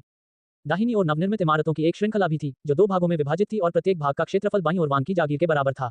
इन इमारतों की शैली आधुनिक और शास्त्रीय का मिश्रण थी। झांग हान ने हालांकि थोड़ी देर के लिए महल के सामने पूल के क्षेत्र का फिर से विस्तार किया। तालाब के बाहर एक 2 मंजिला गोलाकार इमारत दिखाई दी जिसका उपयोग रेस्तरां के रूप में किया जाएगा। अंत में कई पेड़ अन्य पहाड़ों से आए और सभी सड़कों के दोनों किनारों पर आ गिरे और पूर्व पर्वत का पुनर्निर्माण पूरा हो गया। चलो पीछे का पहाड़ बदल दें। झांग हान जियान को अपनी बाहों में लेकर घूम गया। जियान अभी भी अचंभे में था। उसने जो देखा वह बहुत आश्चर्यजनक था और इसे स्वीकार करने में उसे कुछ समय लगेगा। उसने आगे की ओर देखा। हम पालतू क्षेत्र में दाही को खर्राटे लेते हुए देखकर जियान अपनी हंसी नहीं रोक सका। बाहर इतना शोर है, यह अभी तक क्यों सो रहा है? ये बहुत थका हुआ हो सकता है। झांग हान का मुंह हिल गया। हालांकि पुनर्निर्माण के दौरान जमीन समतल रही, लेकिन जमीन के नीचे से आने वाली आवाज शांत नहीं थी। इस आदमी को नींद कैसे आ सकती है? सौभाग्य से लिटिल हेई यहाँ थी, या भले ही पहाड़ पर चोर हो, दाहेई ने उन पर ध्यान नहीं दिया होगा। झांग हान ने अपनी आंखें झपकाईं और फिर दाहेई के नीचे से एक पत्थर का खंभा उठा, उसे तालाब के ऊपर भेजा और फिर गायब हो गया। ओह, दहेई ने अचानक अपनी आंखें खोली और तालाब की सतह को देखा। प्लॉप, दहेई तालाब में गिर गया। 1 सेकंड बाद दहेई तेजी से बाहर कूद गया, अपने शरीर से पानी की बूंदों को हिलाया और कुछ बार अपना सिर हिलाया। ओह, क्या चल रहा है? दाहेई ने चारों ओर देखा और अपने मालिक को एक पेड़ में पाया। ओह वो, दहेई ने मुंह सिकुड़कर दयनीय ढंग से कराहना शुरू कर दिया। मास्टर, आप बहुत शरारती हैं। छोटी हेई को जमीन पर चुपचाप बैठे देखकर दहेई ने अपनी आंखें घुमाईं और अपने साथी के पास भागा। छोटी हेई, तुमने मुझे चेतावनी क्यों नहीं दी कि मास्टर यहाँ थे? क्या तुम अब भी मेरे भाई हो? अगली बार जब हम हॉट पॉट खाएंगे तो मैं तुम्हें कम मांस दूंगा। जब दहेई दौड़ रहा था, पीछे का पहाड़ बदलना शुरू हो गया। पहाड़ पर सपाट पत्थर की सड़कें दिखाई दी। मछली के तालाब के आसपास के पवित्र पेड़ों को एक गोलाकार पत्थर के मंच से बदल दिया गया था, जिसके बीच में मछली पकड़ने के लिए कुछ छोटे डेक थे। कुत्तों के लिए छोटे घर, पशुओं के लिए घर और रोपण क्षेत्र सभी का बहुत विस्तार किया गया था। रोपण क्षेत्र के बाईं ओर नए फलों के पेड़ उग रहे थे। मैं लंबे समय से बगीचे को डिजाइन कर रहा हूँ। आप और मिंग मैंग दोनों को फल पसंद हैं, लेकिन जब क्षेत्र में पहली बार बदलाव किया गया तो बगीचे के लिए पर्याप्त ऊर्जा नहीं थी। इन फलों की उत्पत्ति कल्टीवेशन वर्ल्ड में हुई है और वे सामान्य फलों की तुलना में अधिक स्वादिष्ट हैं, भले ही वे आध्यात्मिक खजाने न हों। इसके अलावा उनका विकास चक्र छोटा होता है। अधिकांश फलों का स्वाद सेब और केले जैसा होता है, लेकिन वे अधिक स्वादिष्ट होते हैं। यहाँ कुछ असामान्य फल हैं जो 3 या 4 दिनों में पक जाएंगे। बाईं ओर के घास वाले क्षेत्र का उपयोग गोल्फ कोर्स के रूप में किया जा सकता है और फिर हम एक फुटबॉल मैदान बना सकते हैं। भविष्य में तीसरे परिवर्तन में मैं मिंग मैंग के लिए एक स्वप्निल स्वर्ग का निर्माण करूंगी। झांग हान मुस्कुराए और बाईं ओर की जमीन का आकार बदलने के लिए अपना हाथ उठाया। ठीक है, ये देखकर कि सभी नवीकरण परियोजनाएं लगभग पूरी हो चुकी थीं, झांग हान संतुष्टि के साथ मुस्कुराया और सामने के पहाड़ की ओर देखने लगा। उसकी नजर में बीच में जंगल दोनों ओर चले गए, जिससे एक सड़क दिखाई देने लगी। एक विशाल पत्थर प्रकट हुआ और हवा में रुक गया, जिससे एक विशाल अर्धवृत्ताकार मेहराब बन गया। झांग हान ने जियान की ओर देखा, जो अभी भी अचंभित था, और मुस्कुराते हुए कहा, कृपया हमारे घर का नाम बताएं। हमें इसका क्या नाम रखना चाहिए? जियान के चेहरे पर भाव से संकेत मिलता है कि वह कुछ हद तक निर्णायक थी। उसने सोचा, इसका नाम ज़ैनडू रखा जाए तो कैसा रहेगा? जियान इस नाम से बिल्कुल संतुष्ट नहीं थे। फिर दुनिया में जन्नत के बारे में क्या ख्याल है?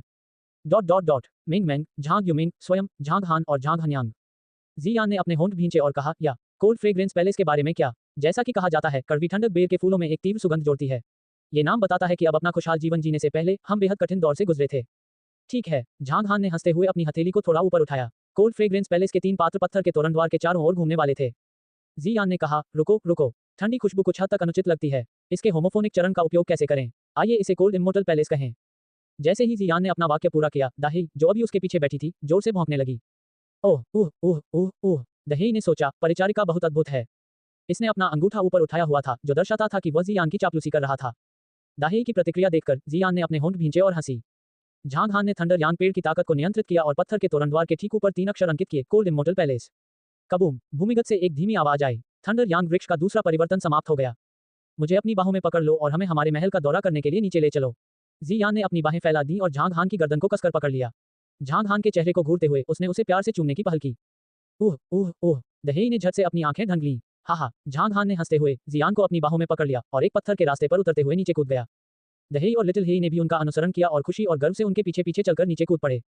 पहाड़ का क्षेत्रफल बहुत बड़ा हो गया है। इस मामले में क्या ये सच है कि कोई मुद्दा नहीं उठेगा? जियान ने आसपास के वातावरण को देखा और अपनी जीभ बाहर निकाली। झांग हान ने हंसते हुए कहा, कोई भी मुद्दा नहीं उठेगा। क्या ऐसा हो सकता है कि आप भूल जाएं कि मैं सरकार में एक आधिकारिक जनरल हूं? इसके अलावा मेरे पास वुल्फ हेड डिटैचमेंट का समर्थन है। जब तक मैं कोई अतिवादी कदम नहीं उठाऊंगा, वे मेरी ओर से आंखें मूंद लेंगे। इसके अलावा मैं इस जगह का पक्षधर हूं और मुझे दूसरों से अनुमोदन प्राप्त करने की आवश्यकता नहीं है। जब वे बातें कर रहे थे, वे महल में चले गए। मुख्य महल का क्षेत्र बहुत बड़ा नहीं था, जो लगभग 3 एकड़ भूमि के क्षेत्र को कवर करता था। वे अंदर गए और पता चला कि सामने एक हॉल था। कुछ कमरे दोनों तरफ फैले हुए थे। हॉल के भीतरी भाग में 2 सीढ़ियां थीं, जो ऊपर की ओर घूमती थीं। चाहे वह जमीन हो, सीढ़ियां हो या रेलिंग हो, वे सभी बिल्कुल लंबवत दिखते थे। इसके अलावा हॉल के चारों ओर कई रात चमकदार मोती बिखरे हुए थे, जिनकी ऊंचाई 5 से 6 मीटर थी। झांग हान ने खाली हॉल की ओर देखते हुए कहा, जहां तक फर्नीचर की बात है, आइए इसके बजाय आधुनिक शैली का उपयोग करें। मैंने कोई फर्नीचर नहीं बनाया क्योंकि यह एक जटिल और समय लेने वाली प्रक्रिया है। अभी 6:30 बजे हैं। आइए चारों ओर देखें और वापस चलें कि कहीं मिंग मैंग जाग न जाए, जो हमें नहीं देख पाएगी तो निश्चित रूप से रोएगी। ठीक है, उस मामले में आइए जल्दी से देखें। जियान ने सिर हिलाया, आसपास की ओर देखा और इशारा करते हुए कहा, हम यहाँ कई सजावटी अलमारियां रख सकते हैं और वहाँ एक बड़े आकार का सोफा रख सकते हैं। इसके अलावा हमें कुछ फूल भी रखने चाहिए। दूसरी मंजिल पर कई कमरे हैं, जिनमें मेकअप रूम, ड्रेसिंग रूम और खेल और फिल्में देखने के लिए कमरे शामिल हैं। हमारे उपयोग के लिए बहुत सारे कमरे हैं। हमारा शयन कक्ष बहुत बड़ा है। चूंकि हमें एक बड़े गोल बिस्तर की आवश्यकता है, इसलिए बिस्तर की रजाई और बिस्तर के पर्दे को अनुकूलित करने में कुछ समय लगेगा। खिड़कियां बड़ी और सुंदर हैं। उन्होंने महल के चारों ओर देखा। जियान बहुत खुश थी, जो रास्ते में खुशी से हंसती रही जैसे कि वह कोई बच्ची हो जिसे कोई नया खिलौना मिल गया हो। दाहेई और लिटिल हेई, जो उनके पीछे थे, ने भी उत्सुकता से इधर उधर देखा। दाहेई ने झांग हान को प्रशंसा भरी दृष्टि से देखा। उसने सोचा, मास्टर इतना अद्भुत है कि जब मैं सो रहा था तब वह इतनी सारी चीजें बना सकता था। जब तक उन्होंने इधर उधर देखा, लगभग 7 बज चुके थे। परिणामस्वरूप वे पतन की ओर चले गए। इस बार उन्हें जंगल पार करने की जरूरत नहीं पड़ी। जंगल के बीच में एक सीधा, विशाल और चिकना पत्थर का रास्ता था। विशाल पत्थर के तोरण द्वार पर 3 असाधारण पात्र थे, जिन पर लिखा था, ठंडा अमर महल। जियान ने अपने होंठ भींचे, मुस्कुराया और कहा, ये हमारी मातृभूमि है। हाँ, थोड़ी देर बाद नाश्ता खत्म करने के बाद हम मिंग मैंग को यहाँ लाएंगे और उसे चारों ओर दिखाएंगे। वह शायद काफी भ्रमित होगी। झांग हान ने मिंग मैंग के मनमोहक रूप की कल्पना की और हंसी से भर गई। जियान के चेहरे पर भाव जमे हुए थे। उसने कहा, उसे अभी यहाँ मत लाओ क्योंकि वह कल ही यहाँ खेली है। यह अविश्वसनीय है कि आज पहाड़ काफी बदल गया है। आइए अगले सप्ताहांत में मिंग मैंग को यहाँ लाएं। फिर हम इस जगह को अच्छी तरह से सजाने के लिए कुछ फर्नीचर और अन्य सामान खरीदने में अपना समय लगा सकते हैं। झांग हान ने अपना सिर हिलाया और मुस्कुराते हुए कहा, आपने जो कहा वह समझ में आता है। फिर आइए अगले सप्ताह इसके बारे में बात करें। वैसे अंकल और उनके परिवार वाले आज दोपहर को यहीं रहेंगे। हम उनसे यहाँ की सजावट को देखने में मदद करने के लिए कह सकते हैं।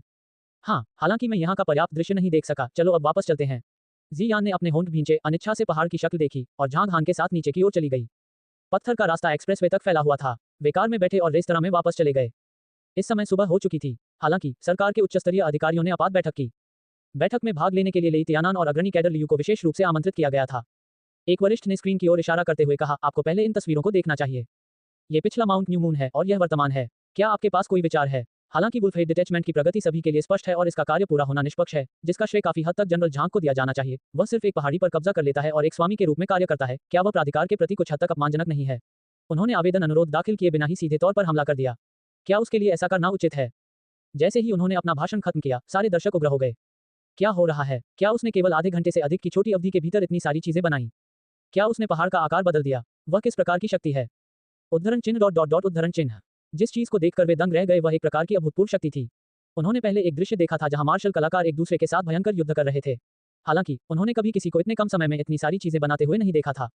लेई तियानान के चेहरे पर भाव कुछ कठोर थे। उसने अपने माथे से ठंडा पसीना पोंछा और मंद मंद मुस्कुराते हुए कहा, यह उसका खजाना होना चाहिए जिसने ऐसा किया। चूंकि दैवीय वस्तु काफी दुर्लभ थी, इसलिए झांग हान के पास इस तरह की क्षमता होना सामान्य बात थी। हालांकि लेई त्यानान दैवीय वस्तु से संबंधित रहस्य को लीक नहीं करेगा।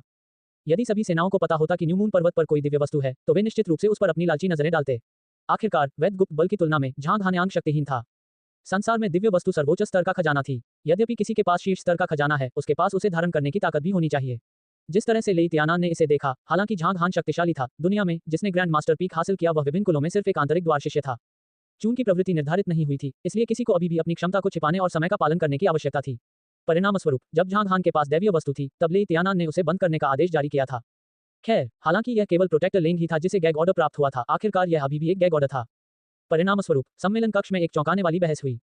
ये दावा झांग हान के खिलाफ था, जिसने पहाड़ी पर कब्जा कर लिया था और एक स्वामी की तरह व्यवहार किया था। प्रतिदावा समूह केवल 5 से 6 लोगों से बना था, जिनके नेता लीडिंग कैडर लियू और निदेशक लेई थे। चर्चा 1 घंटे तक चली। ऐसा तब तक नहीं हुआ जब तक कि लीडिंग कैडर लियू और निदेशक लेई दोनों ने कुछ वादे नहीं किए और भारी पसीना बहाते हुए बैठक को समाप्त कर दिया। वाह! लेई त्यानान के कार में बैठने के बाद उसने जल्दी से झांग हान का नंबर डायल किया। झांग हान, आपने इतना बड़ा दृश्य बना दिया। आपको इस बारे में मुझसे पहले ही चर्चा करनी चाहिए थी ताकि मैं उन्हें सूचित कर सकूं और उन्हें इसके बारे में कुछ जानकारी दे सकूं। अब आपने कुछ लोगों की संवेदनशील नसों को छुआ है। क्या ऐसा हो सकता है कि तुम अन्य पहाड़ों पर कब्जा कर रहे हो? यह अच्छा है यदि आप अन्य पहाड़ों पर कब्जा नहीं कर रहे हैं। यदि आप ऐसा करेंगे तो आप कुछ हद तक परेशान हो जाएंगे। लेई त्यानान ने झांग हान से फोन पर बातचीत की। जब तक वे 5 मिनट तक बात नहीं कर पाए, तब तक उसने फोन रख दिया। झांग हान, जिसने अभी अभी रेस्तरां में दोपहर का भोजन समाप्त किया था, मुस्कुराया। सब कुछ उसकी उम्मीदों के अनुरूप था। अब तक आधिकारिक सरकार की ऊर्जा काफी शक्तिशाली थी। पहचान की 2 परतों के बिना वुल्फ हेड डिटैचमेंट, साथ ही उन मिशनों को जो झांग हान ने संचालित किया था, आधिकारिक सरकार ने उसके द्वारा किए गए कार्यों को पूरा नहीं किया होता। हालांकि मौजूदा स्थिति वैसी नहीं है जैसी पहले थी। इसके अलावा थंडरयान पेड़ का तीसरा परिवर्तन पूरा होने के बाद झांग हान जो चाहे वह कर सकता था। ऐसा इसलिए था क्योंकि उस समय माउंट न्यू मून एक प्रामाणिक खजाना भूमि बन जाएगा। चल खजाने वाली भूमि का एक टुकड़ा। पूरी सुबह जियान काफी व्यस्त था। वह जोफी के साथ एकत्र हुई और एक जीवंत और शोर शराबे वाली चर्चा की। आप इस अलमारी के बारे में क्या सोचते हैं? ये बहुत अच्छा लग रहा है। बड़ी बहन यान, क्या आप फिर से फर्नीचर खरीदने जा रही हैं? कोई अन्य जगह उपलब्ध नहीं है। हम अगर मैं ईमानदारी से कहूं तो आप निश्चित रूप से बहुत आश्चर्यचकित होंगे। आपको अधिक विवरण तब पता चलेगा जब मैं आपको दोपहर को वह स्थान दिखाऊंगा। अलमारी बहुत सुंदर है। मैं कॉल करूंगा और एक बड़े आकार को कस्टमाइज करने की आवश्यकता होगी।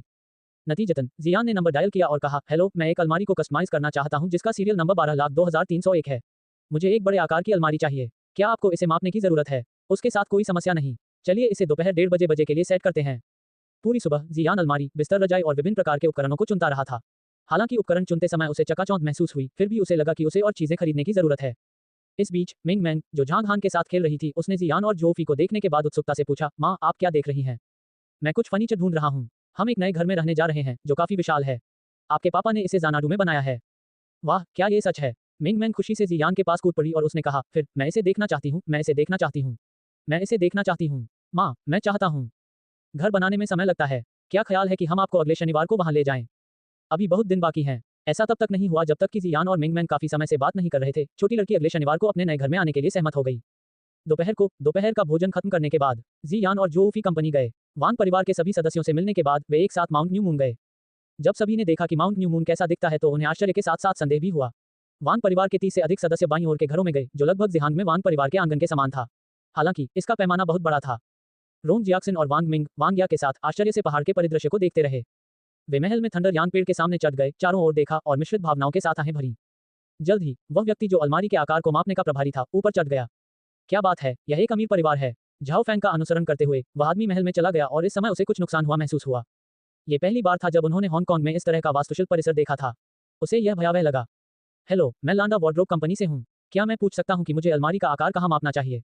उस आदमी ने धीमी आवाज में पूछा। अपने सामने कई लोगों को घूरते हुए उसे कुछ चिकित्सा महसूस हुआ।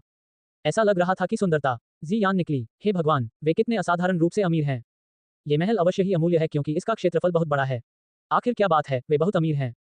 जी यान ने उसे ऊपर चलने के लिए प्रेरित किया और कहा, हेलो, पहले ऊपर के बेडरूम में अलमारी का आकार मापो। उसके बाद आपको फिटिंग रूम, मिंग मैन के बेडरूम और साथ ही कई अतिथि कमरों में अलमारी का आकार मापना चाहिए। ठीक है, ठीक है। उस आदमी ने जल्दी से सिर हिलाया, लगातार चारों ओर देखा और गुप्त रूप से बुदबुदाया। फर्श किस चीज से बना है? ओह, क्या ये संगमरमर की नवीनतम पीढ़ी है? ये बहुत साफ सुथरा और सुंदर दिखता है। ऐसा लगता है कि मैं किसी शाही महल में जा रहा हूँ। सीढ़ियों की रेलिंग इतनी गर्म क्यों लगती है? क्या वे पत्थर के नहीं बने हैं? पवित्र बकवास, वे गर्म जेड की तरह महसूस करते हैं। वे कितने हैं? दूसरी मंजिल भी विशाल है। फतारान कनका, ये शयन कक्ष मेरे शयन कक्ष से कई गुना बड़ा है। पवित्र भगवान। उस आदमी के चेहरे का भाव बेहद कठोर था। उसने अपने माथे से पसीना पोंछा और कुछ उलझन में पूछा, क्या मैं जान सकता हूँ कि मुझे आकार कैसे मापना चाहिए? उसने सोचा कि उसे अलमारी का आकार कैसे मापना चाहिए। चूंकि क्षेत्र इतना विशाल था, अलमारी कितनी बड़ी होनी चाहिए? पकड़ना, हिस, वह आदमी अचानक हॉन्फने लगा। इस समय जियान ने बिस्तर के बाईं ओर की दीवार की सतह की ओर इशारा करते हुए कहा, वह मलाईदार सफेद अलमारी है जिसके बारे में मैं बात कर रही हूँ। मैं चाहता हूँ कि अलमारी का आकार ऐसा हो और अलमारी पूरी दीवार की सतह को कवर करे। ठीक है, जहां तक आपकी आवश्यकता का सवाल है तो अलमारी की लंबाई 15 मीटर होनी चाहिए। टुकड़े करने की जरूरत है। उस आदमी ने माप पूरा करने के बाद जल्दी से कुछ जानकारी दी। जियान ने सारी जानकारी की पुष्टि करने के बाद उसे निगल लिया और जियान को ध्यान से देखा। जब उसने कहा, अच्छा क्या मैं पूछ सकता हूँ? तुमसे एक प्रश्न पूछ सकता हूँ? उसका दिल जोर जोर से धड़क रहा था। जियान ने आश्चर्य से उत्तर दिया, बेशक, बेझिझक मुझसे कोई भी प्रश्न पूछें। जियान ने सोचा, क्या ऐसा हो सकता है कि वह वेतन वृद्धि मांगना चाहता हो? ये पता चला कि यह वह नहीं था। उस आदमी ने काफी घबराते हुए जवाब दिया, मेरी राय में चूंकि यहाँ निर्माण अभी अभी पूरा हुआ है, इसलिए बहुत सारी अलमारी की जरूरत है। अब तक हमारी कंपनी अंतर्राष्ट्रीय स्तर पर प्रसिद्ध है। हमारे उत्पादों की गुणवत्ता की गारंटी है। ग्राहक निश्चित रूप से संतुष्ट होंगे। यहाँ तक कि एक बिक्री पश्चात अनुबंध भी है जो 3 साल तक चलता है।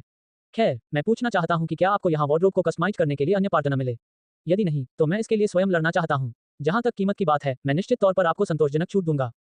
ओह, जियान की बड़ी बड़ी आंखें कई बार तेजी से घूमी। ऐसा लग रहा था जैसे वह इस पर विचार कर रही हो। 5 सेकंड बाद तक वह कुछ नहीं बोली। मुझे किस प्रकार की छूट का आनंद मिलेगा? मुझे हमारे महाप्रबंधक से पूछना है। कृपया एक क्षण प्रतीक्षा करें। वह आदमी उत्साह से दूसरी ओर भागा और महाप्रबंधक का नंबर डायल किया। प्रबंधक, प्रबंधक, ग्राहक आ रहे हैं। एक बड़ा आदेश। एक बहुत बड़ा ऑर्डर। जियान को सौदेबाजी करते हुए देखकर रोंग जियाक्सिन, वांग मिंग, वांग या और झाओ फैंग, जो उसके साथ थे, सभी हंसने से नहीं रोक सके। उनके दृष्टिकोण से जियान अद्भुत था, जो संदेह से परे था। वह कमोबेश एक देवी की तरह दिखती थी, जो किसी परलोक की परी युवती के समान थी। हालांकि इस समय वह दूसरों के साथ मोलभाव कर रही थी और छूट मांग रही थी, जो कुछ हद तक व्यवहारिक और काफी दिलचस्प था। जल्द ही स्टाफ सदस्य फोन करने के बाद वापस लौट आया। उसके चेहरे पर भाव कुछ परेशान थे। उन्होंने कहा, महाप्रबंधक के अनुसार हम आपको अधिकतम 12% की छूट दे सकते हैं। क्या यह आपके लिए ठीक है? यदि ऐसा है तो महाप्रबंधक विस्तृत सहयोग पर चर्चा करने के लिए व्यक्तिगत रूप से यहां आना चाहेंगे। जियान ने अपनी बड़ी बड़ी आंखें झपकाते हुए पूछा, 12% छूट? जियान के सवाल ने उस आदमी को गहरी सांस लेने पर मजबूर कर दिया। सफलता होगी या असफलता, यह इस निर्णय पर निर्भर करेगा। जब तक वह इस बार सफल रहे, वह कंपनी के त्रैमासिक बिक्री चैंपियन हो सकते थे। जियान ने उसे लंबे समय तक घबराहट महसूस नहीं होने दी। इसके बजाय उसने धीरे से मुस्कुराते हुए उत्तर दिया, यह एक सौदा है। वाह! उस आदमी ने एक लंबी सांस छोड़ी और लगातार कहा, धन्यवाद। जियान ने अपना वाक्य पूरा करने के बाद उसे एक और कॉल प्राप्त हुई। झाओ फैंग बाहर गए और बिस्तर रजाई के प्रभारी स्टाफ सदस्य के पास चले गए। एक और बड़ा ऑर्डर। उस आदमी ने उस महिला की ओर देखा जो बिस्तर रजाई बेचने की प्रभारी थी और अपना सिर थोड़ा हिलाया। ऐसा लग रहा था कि आज बहुत सारे लोगों के लिए भाग्यशाली दिन था। जब तक किसी के पास कुछ व्यावसायिक दृष्टिकोण है, उसे पता होगा कि बहुत सी चीजों की आवश्यकता थी क्योंकि स्थान इतना विशाल था और वहां बहुत सारी वास्तुशिल्प इमारतें थीं। आशा के अनुसार जब महिला का माप पूरा हो गया तो उसने पूछा कि क्या वे सहयोग कर सकते हैं। नतीजा ये हुआ कि आगे जो हुआ वह लगभग एक क्षण पहले जैसा ही दृश्य था। महिला ने आनन फानन में अपनी कंपनी के अधिकारियों से संपर्क किया। इसके बाद अन्य पहलुओं के प्रभारी कर्मचारी एक के बाद एक महल में पहुंचे। इतने बड़े ऑर्डर का सामना करते हुए बहुत से लोग अत्यधिक उत्साहित थे। करीब 1 घंटे बाद एक के बाद एक महाप्रबंधक पहुंचे। माउंट न्यू मून की चोटी पर चढ़ने के बाद उन्होंने वैसी ही प्रतिक्रिया व्यक्त की जैसी उनके कर्मचारियों ने की थी। जब तक उन्होंने यहाँ महल का स्वरूप नहीं देखा तब तक उन्होंने भावना के साथ अमीर की परिभाषा पर विचार नहीं किया। यहाँ के रकबे की बात करें तो यह एक ही पल में हांगकांग के 4 भव्य परिवारों को मात दे सकता है। मूल्य की बात करें तो न्यू मून खाड़ी के मध्य स्तर में एक शानदार हवेली ब्लॉक की कीमत एक बार $3 बिलियन से अधिक थी, जिसने विश्व रिकॉर्ड तोड़ दिया था। पहाड़ की चोटी पर शानदार हवेली के व्यापक क्षेत्र का तो जिक्र ही नहीं किया गया था। हालांकि वे बहुत आश्चर्यचकित थे, लेकिन उन्हें सौदे के मूल्य की अधिक परवाह थी। हालांकि आलीशान हवेली के मालिक ने इस सौदे पर सहमति दे दी थी, लेकिन वे अपने मौखिक समझौते से पीछे हट सकते थे। अनुबंधों पर हस्ताक्षर किए जाने और भुगतान किए जाने के बाद उन प्रबंधकों के चेहरे पर मुस्कान आ गई। मुनाफा बहुत था, हालांकि वे जानते थे कि उन्हें काम अच्छे से पूरा करना होगा। अन्यथा यदि मालिक जैसी प्रभावशाली हस्ती संतुष्ट नहीं होगी तो परिणाम अकल्पनीय होंगे। नतीजतन सभी स्टाफ ने बिना रुके ऑपरेशन शुरू करवा दिया। उन्होंने प्रत्येक घर के आकार को मापने और रिकॉर्ड बनाने जैसी तैयारी करने के लिए यहाँ कई अधीनस्थों को बुलाया। हालांकि जियान केवल महल के लिए खरीदारी करने की प्रभारी थी, लेकिन घर का क्षेत्र इतना बड़ा होने के कारण वह पूरी दोपहर व्यस्त रही थी। जहां तक वांग परिवार के दर्जनों परिवार के सदस्यों की बात है, उन्होंने कुछ अनुकूलित वस्तुओं की भी मांग की। अस्थायी रूप से वे कंपनी के होटल में रहेंगे और सब कुछ तय होने के बाद महल में चले जाएंगे। व्यस्त दोपहर बीतने के बाद जियान रेस्तरां में वापस गया, दूसरी मंजिल के सोफे पर बैठ गया और झांग हान के पैरों पर लेट गया और घर पर रहने वाले पिता से मालिश का आनंद लिया। मिंग मैंग झांग हान के दाहिनी ओर बैठी थी। कुछ देर तक अपने खिलौनों के साथ खेलने के बाद उसने जियान की ओर देखा और कहा, माँ, हम ज़ानाडू कब जा सकते हैं? अगले शनिवार। आज रविवार है, आप इसे खुद ही गिन सकते हैं। आज और शनिवार को छोड़कर कितने दिन और लगेंगे? जियान झांग हान की जांघ पर लेट गई, अपने पतले पैरों को सोफे के किनारे पर टिका दिया और उन्हें आगे पीछे हिलाया, जिससे पता चला कि वह अच्छे मूड में थी। मिंग मैंग ने अपने कोमल होंठ भींचे और कुछ उदास होकर उत्तर दिया, आज और शनिवार को छोड़कर 5 और दिन शेष हैं, अर्थात सोमवार, मंगलवार, बुधवार, गुरुवार और शुक्रवार। माँ, ज़ानाडू दोबारा जाने से पहले अभी 5 दिन बाकी हैं। ये बहुत लंबा है। जियान ने मिंग मैंग की बात सुनने के बाद जोर से हंसी। हो। जियान के उत्तर देने से पहले झांग हान ने हंसते हुए कहा, मिंग मैंग, तुम्हें इसे इस तरह सोचना चाहिए, तुम्हें सोमवार से शुक्रवार तक किंडरगार्टन जाना होगा। ऐसे में आपके पास पहाड़ पर जाने का समय नहीं होगा। हम भी पिछले सोमवार से पिछले शुक्रवार तक वहां नहीं गए, क्या? मिंग मैंग घाटे में थी। उसने अपना सिर उठाया और अपनी बड़ी बड़ी आंखें झपकाए बिना अपने पापा की ओर देखा। वह इस बात पर विचार कर रही थी कि वह पिछले सप्ताह वहां थी या नहीं। ऐसा लग रहा था वह पिछले सप्ताह वहां नहीं थी। इसके अलावा अगर हम इस बार पहाड़ पर गए तो हम वापस नहीं आएंगे। हम ज़ानाडू में रहने जा रहे हैं और वहीं रहेंगे। ऐसा इसलिए है क्योंकि वहां घर अगले कुछ दिनों में बनना है, इसलिए हमें कुछ और दिनों तक इंतजार करना होगा।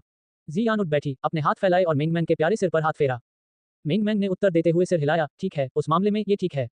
जब रात के खाने का समय हुआ तो वांग मिंग और रोंग जियाक्सिन आए, जो आज रात यहीं रुकेंगे। उन्होंने झांग हान के समूह के साथ चर्चा की थी कि वे अगले दिन नाश्ता बनाएंगे। ऐसा इसलिए था क्योंकि झांग हान को अगली सुबह वांग झानपिंग के साथ नैनिक सिंह में अवशेष स्थल पर जाना था। उन्होंने अपनी चर्चा वहीं छोड़ दी। हालांकि अगली सुबह 5 बजे झांग हान समय पर उठे, नीचे गए और नाश्ता तैयार करना शुरू कर दिया। इस बार उन्होंने चावल और तले हुए व्यंजन बनाने की बजाय सूप पकौड़ी बनाई, जिसमें मीट के साथ साथ सब्जियां भी भरी हुई थीं। उन्होंने खीरे और आलू के चिप्स से कुछ ठंडे व्यंजन भी बनाए। गुंजन 5:30 बजे जियान ने अवचेतन रूप से उसके बगल की जगह को छुआ। वो खाली था। शहद। जियान ने झांग हान को धीरे से बुलाया। जब उसने अपनी आंखें खोली तो उसे बस जागने का भ्रम महसूस हुआ। हालांकि अगले ही पल उसने धीरे धीरे अपनी आंखें चौड़ी कर लीं। उसका दिल तेजी से धड़कने लगा। वह हड़बड़ा कर उठ बैठी। जैसे ही उसे उलझन महसूस हुई, वह गुप्त रूप से घबरा गई। अनजाने में वह सुबह उठने के बाद झांग हान को देखने की आदी थी। वह सीधे बिस्तर से उठी, अपनी चप्पलें पहनी और बाहर चली गई। जियान द्वारा दरवाजा खोलने के बाद रोंग जियाक्सिन ने उसे देखा, मुस्कुराया और पूछा, जियान, क्या आप ऊपर हैं? जियान ने उत्तर दिया, हाँ। झांग हान कहाँ है? रोंग जियाक्सिन ने उत्तर दिया, वह नीचे नाश्ता बना रहा है। ओह, जियान ने जवाब दिया और वह तेज कदमों से नीचे चली गई। झांग हान को देखकर, जो रसोई में खाना पकाने में व्यस्त थी, उसने अपने होंठ भींच लिए। झांग हान ने हंसते हुए कहा, आप ऊपर हैं। अगर आपको नींद आ रही है तो आप थोड़ी देर और सो सकते हैं। मुझे अब नींद नहीं आ रही है। मैं आलिंगन करना चाहता हूँ। जियान पजामा पहने हुए चला गया। झांग हान ने जियान की नजर देखी, मुस्कुराया और अपनी बाहें खोल दी। चूंकि सफेद आटा उसकी हथेलियों पर लगा हुआ था, उसने जियान से उसे अपनी बाहों में पकड़ने के लिए कहा। जियान ने रोते हुए कहा, मुझे तुम्हारी चिंता है। आपको सुरक्षा को सर्वोच्च प्राथमिकता देनी चाहिए, अन्यथा आपको वहां नहीं जाना चाहिए। आप क्या सोचते हैं? वह चाहती थी कि झांग हान उसे इतना अद्भुत बनने के लिए कहने के बजाय सुरक्षित रहे। जब तक झांग हान सुरक्षित थी, यह उसके लिए ठीक रहेगा। हालांकि उसके ससुर और सास दोनों ही दुनियादारी में कैद थे और झांग हान को जटिल रिश्ते के साथ आगे बढ़ने के लिए मजबूर होना पड़ा। परिणामस्वरूप इस समय जियान को काफी जटिल महसूस हुआ। शायद उसके कुछ मनमोहक होने का कारण यह था कि वह अभी उठी थी। वह सामान्य दिनों की तरह स्पष्ट विचारों वाली नहीं थी। उसका मस्तिष्क पहले जैसी प्रतिक्रिया नहीं करता था। झांग हान मुस्कुराया, हंसा और लगातार कहा, ठीक है, ठीक है। मैंने तुमसे कहा था कि मैं निश्चित रूप से वहां सुरक्षित रहूंगा। इस बारे में क्या ख्याल है? आइए मैं आपके लिए एक जादुई करतब दिखाता हूँ। तब तुम्हें पता चल जाएगा कि मैंने ऐसा क्यों कहा कि मैं निश्चित रूप से सुरक्षित रहूंगा। यह क्या है? जियान के चेहरे पर भाव जमे हुए थे। उसने अपनी आंखें झपकाईं और आज्ञाकारी ढंग से पीछे हट गई। साधना अभ्यासियों के दृष्टिकोण से मैं अभी भी एक नौसिखिया हूं, जो शायद ही कभी युक्तियों का उपयोग करता है। हालांकि आपकी वजह से मेरे पास 10 इंच की डेंटियन और आत्मा की भावना है। नतीजतन मैं कुछ प्रयासों से अपनी पिछली अलौकिक शक्तियों में से एक को दिखाने का प्रबंधन कर सकता हूं, जिसका नाम गुप्त गायब होना है। नजर रखना। स्विश। जैसे ही झांग हान ने आखिरी वाक्य पूरा किया, उसका चित्र अचानक गायब हो गया। जियान को अचानक नुकसान हुआ। उसने जबरदस्ती अपनी आंखें झपकाईं और देखा कि वहां कोई नहीं है। इसके बाद उसने आंखें मली और आगे की ओर देखा, फिर भी कोई आंकड़ा सामने नहीं आया। जियान ने जल्दी से पूछा, तुम कहाँ हो? कोई प्रतिक्रिया नहीं हुई। हालांकि रसोई वैसी ही दिख रही थी। सूप की पकौड़ियां एक एक करके पाउडर प्लेट पर रखें। इन चीजों के बिना ऐसा लगेगा कि झांग हान कभी यहाँ आया ही नहीं था। जियान ने कहा, आप जल्दी दिखाई देते हैं। अगले ही पल, मवाह, अचानक जियान को लगा कि उसके होठों को चूम लिया गया है। उसके बाद झांग हान की आकृति जियान के सामने प्रकट हुई। उसके होठों के कोने पर एक सौम्य मुस्कान उभर आई। उसने जियान को धीरे से अपनी बाहों में पकड़ लिया। झांग हान ने मुस्कुराते हुए कहा, क्या तुमने वह देखा? आपका पति स्वयं को छिपा सकता है, जिसका अर्थ है कि लगभग कोई भी मुझे दिव्य क्षेत्र में नहीं पा सकता है। इस समय आप निश्चिंत हो सकते हैं। गुप्त गायब होने की चाल उन तुरुप के पत्तों में से एक थी जिसे झांग हान ने पहले शक्तिशाली होने के लिए इस्तेमाल किया था। यदि कोई संयमित गुप्त गायब होने की चाल का उपयोग करता है तो उसका शरीर शून्य में गायब हो जाएगा। यहाँ तक कि संकट से गुजरने के प्रभारी अनुभवी अमर, जिनके पास आध्यात्मिक इंद्रियां थीं, भी किसी के ठिकाने का पता नहीं लगा सके। केवल कुछ ही लोग किसी के ठिकाने का पता लगाने के लिए अपनी आध्यात्मिक इंद्रियों आदि जैसी अलौकिक शक्ति का उपयोग कर सकते हैं। यदि किसी ने मौके पर खुद को छिपा लिया तो वह जल्द ही पकड़ा जाएगा। हालांकि झांग हान पकड़ा जाएगा या नहीं, यह उसके दूसरे तुरुप के पत्ते यानी डिवाइन वॉकिंग ट्रिक से संबंधित था। निस्संदेह झांग हान के पास शारीरिक और मानसिक दोनों अलौकिक शक्तियां थीं, जिनकी गति बेहद तेज थी। गति के मामले में केवल कुछ प्रतिभाशाली आत्मिक जानवर ही उसे हरा सकते थे। हालांकि अधिक महत्वपूर्ण बात यह है कि शारीरिक और मानसिक अलौकिक शक्ति एक दूसरे की पूरक हैं और एक ही समय में लागू की जा सकती हैं, जिसका अनुमान लगाना बहुत गहरा था। हालांकि झांग हान द्वारा वर्तमान में उपयोग की जाने वाली तरकीबों की बात करें तो उन्हें गुप्त गायब होने की तरकीब माना जा सकता है। हालांकि उनका प्रामाणिक गुप्त गायब होने की चाल से कोई लेना देना नहीं था। एक व्यक्ति तब तक नश्वर रहेगा जब तक वह सहजता अवस्था तक नहीं पहुंच जाता। सहजता अवस्था तक पहुंचने के बाद ही कोई कुछ युक्तियों की शक्ति का प्रयोग कर सकता है। फिर भी आत्मा की अनुभूति के बिना कोई झांग हान के ठिकाने का पता नहीं लगा सकता था। झांग हान न केवल गुप्त गायब होने की चाल में कुशल था, वह मौके को बचाने में भी माहिर था। इसका मतलब यह था कि दिव्य क्षेत्र के उन मार्शल कलाकारों के पास झांग हान के ठिकाने का पता लगाने का कोई रास्ता नहीं था। हालांकि किसी ऐसे व्यक्ति की बात करें जो झांग हान को दिव्य क्षेत्र में इस चाल का उपयोग करने के लिए मजबूर कर सके, वह अभी तक अस्तित्व में नहीं था। जब से वह वापस आया तब से लेकर अब तक कोई भी झांग हान को भगा नहीं सका। अगर ऐसा कोई सामने आ जाए, झांग हान उसे दिखाएगा कि वह कैसे भागने वाला है। ठीक है, उस स्थिति में मैं निश्चिंत रहूंगा। हालांकि आपको अधिक सतर्क रहने की आवश्यकता है। यदि आप किसी खतरे में पड़ते हैं तो कृपया याद रखें कि मिंग मैंग और मैं घर पर आपका इंतजार कर रहे हैं। जी यान ने पंजों के बल चलते हुए झांग हान के होठों पर एक चुंबन ले लिया। उसके बाद वह धीरे से मुस्कुराई और बोली, मैं सामान पैक करने जाऊंगी। इसके बाद वह दूसरी मंजिल पर चली गई। झांग हान मुस्कुराया और अपना सिर हिलाया। गुप्त गायब होने की तरकीब का उपयोग करने के लिए झांग हान को अपनी आत्मा की भावना और आध्यात्मिक शक्ति का बहुत अधिक उपभोग करने की आवश्यकता थी। अपनी वर्तमान क्षमता के आधार पर यदि वह 1 मिनट के लिए गुप्त रूप से गायब होने की स्थिति बनाए रखना चाहता है तो उसे अपनी आध्यात्मिक शक्ति का 70% से अधिक और अपनी संपूर्ण आत्मा की भावना का उपभोग करना होगा। फिलहाल ये तरकीब लड़ने की बजाय भागने के लिए उपयुक्त थी। उसने सूप पकौड़ी बनाना समाप्त कर लिया और उन्हें रेफ्रिजरेटर कक्ष में रख दिया, इस इरादे से कि जब लगभग 7 बजे होंगे तो आंटी को उन्हें पकाने के लिए कहेंगे। जहां तक रेस्टोरेंट के संचालन की बात है तो इसे अस्थायी तौर पर बंद किया जाएगा, जिसे इस बार सभी ने सहर्ष स्वीकार कर लिया। आखिरकार वे दूसरे बड़े रेस्तरां में जा सकते थे। हालांकि ये कम दिलचस्प होगा यदि वे मिंग मैंग और जी यान को अब और नहीं देख पाएंगे। जब लगभग 6 बज रहे थे, झांग हान ने जी यान को अलविदा कहा और रेस्तरां छोड़ दिया। वह कंपनी के पीछे वाले चौराहे पर आए और देखा कि छोटे आकार के हवाई अड्डे का निर्माण लगभग पूरा हो चुका था, जो परीक्षण और शोधन के अंतिम चरण से गुजर रहा था। हेलीकॉप्टर पैड पर 3 हेलीकॉप्टर खड़े थे। झाओ फैंग, झांग हान और वांग जानपिंग को काले एयरबस H-145 हेलीकॉप्टर तक लेकर गए। जैसे ही हेलीकॉप्टर के प्रोपेलर बंद हुए, हेलीकॉप्टर ने उड़ान भरी और शेनझेन की ओर चला गया। वाह, मुझे डर है कि इस बार अवशेष स्थल की यात्रा खतरों से भरी होगी। सौभाग्य से मैंने कुछ तैयारी की। वांग जानपिंग की आंखों में जोश और चतुराई दिखाई दी। उन्होंने मुस्कुराते हुए कहा, मैंने पहाड़ों और नदियों के ध्वज में सामरिक तैनाती के 40 सेट शामिल किए हैं, जिनमें 10 चमकदार तैनाती, 10 हत्या तैनाती, 10 रक्षा तैनाती, साथ ही 10 कार्यात्मक तैनाती शामिल हैं। क्लास बी अवशेष स्थल की यात्रा हमेशा खतरनाक थी। इसके अलावा चारों ओर एक छोटी सी दुनिया की प्रतिभाएं थीं।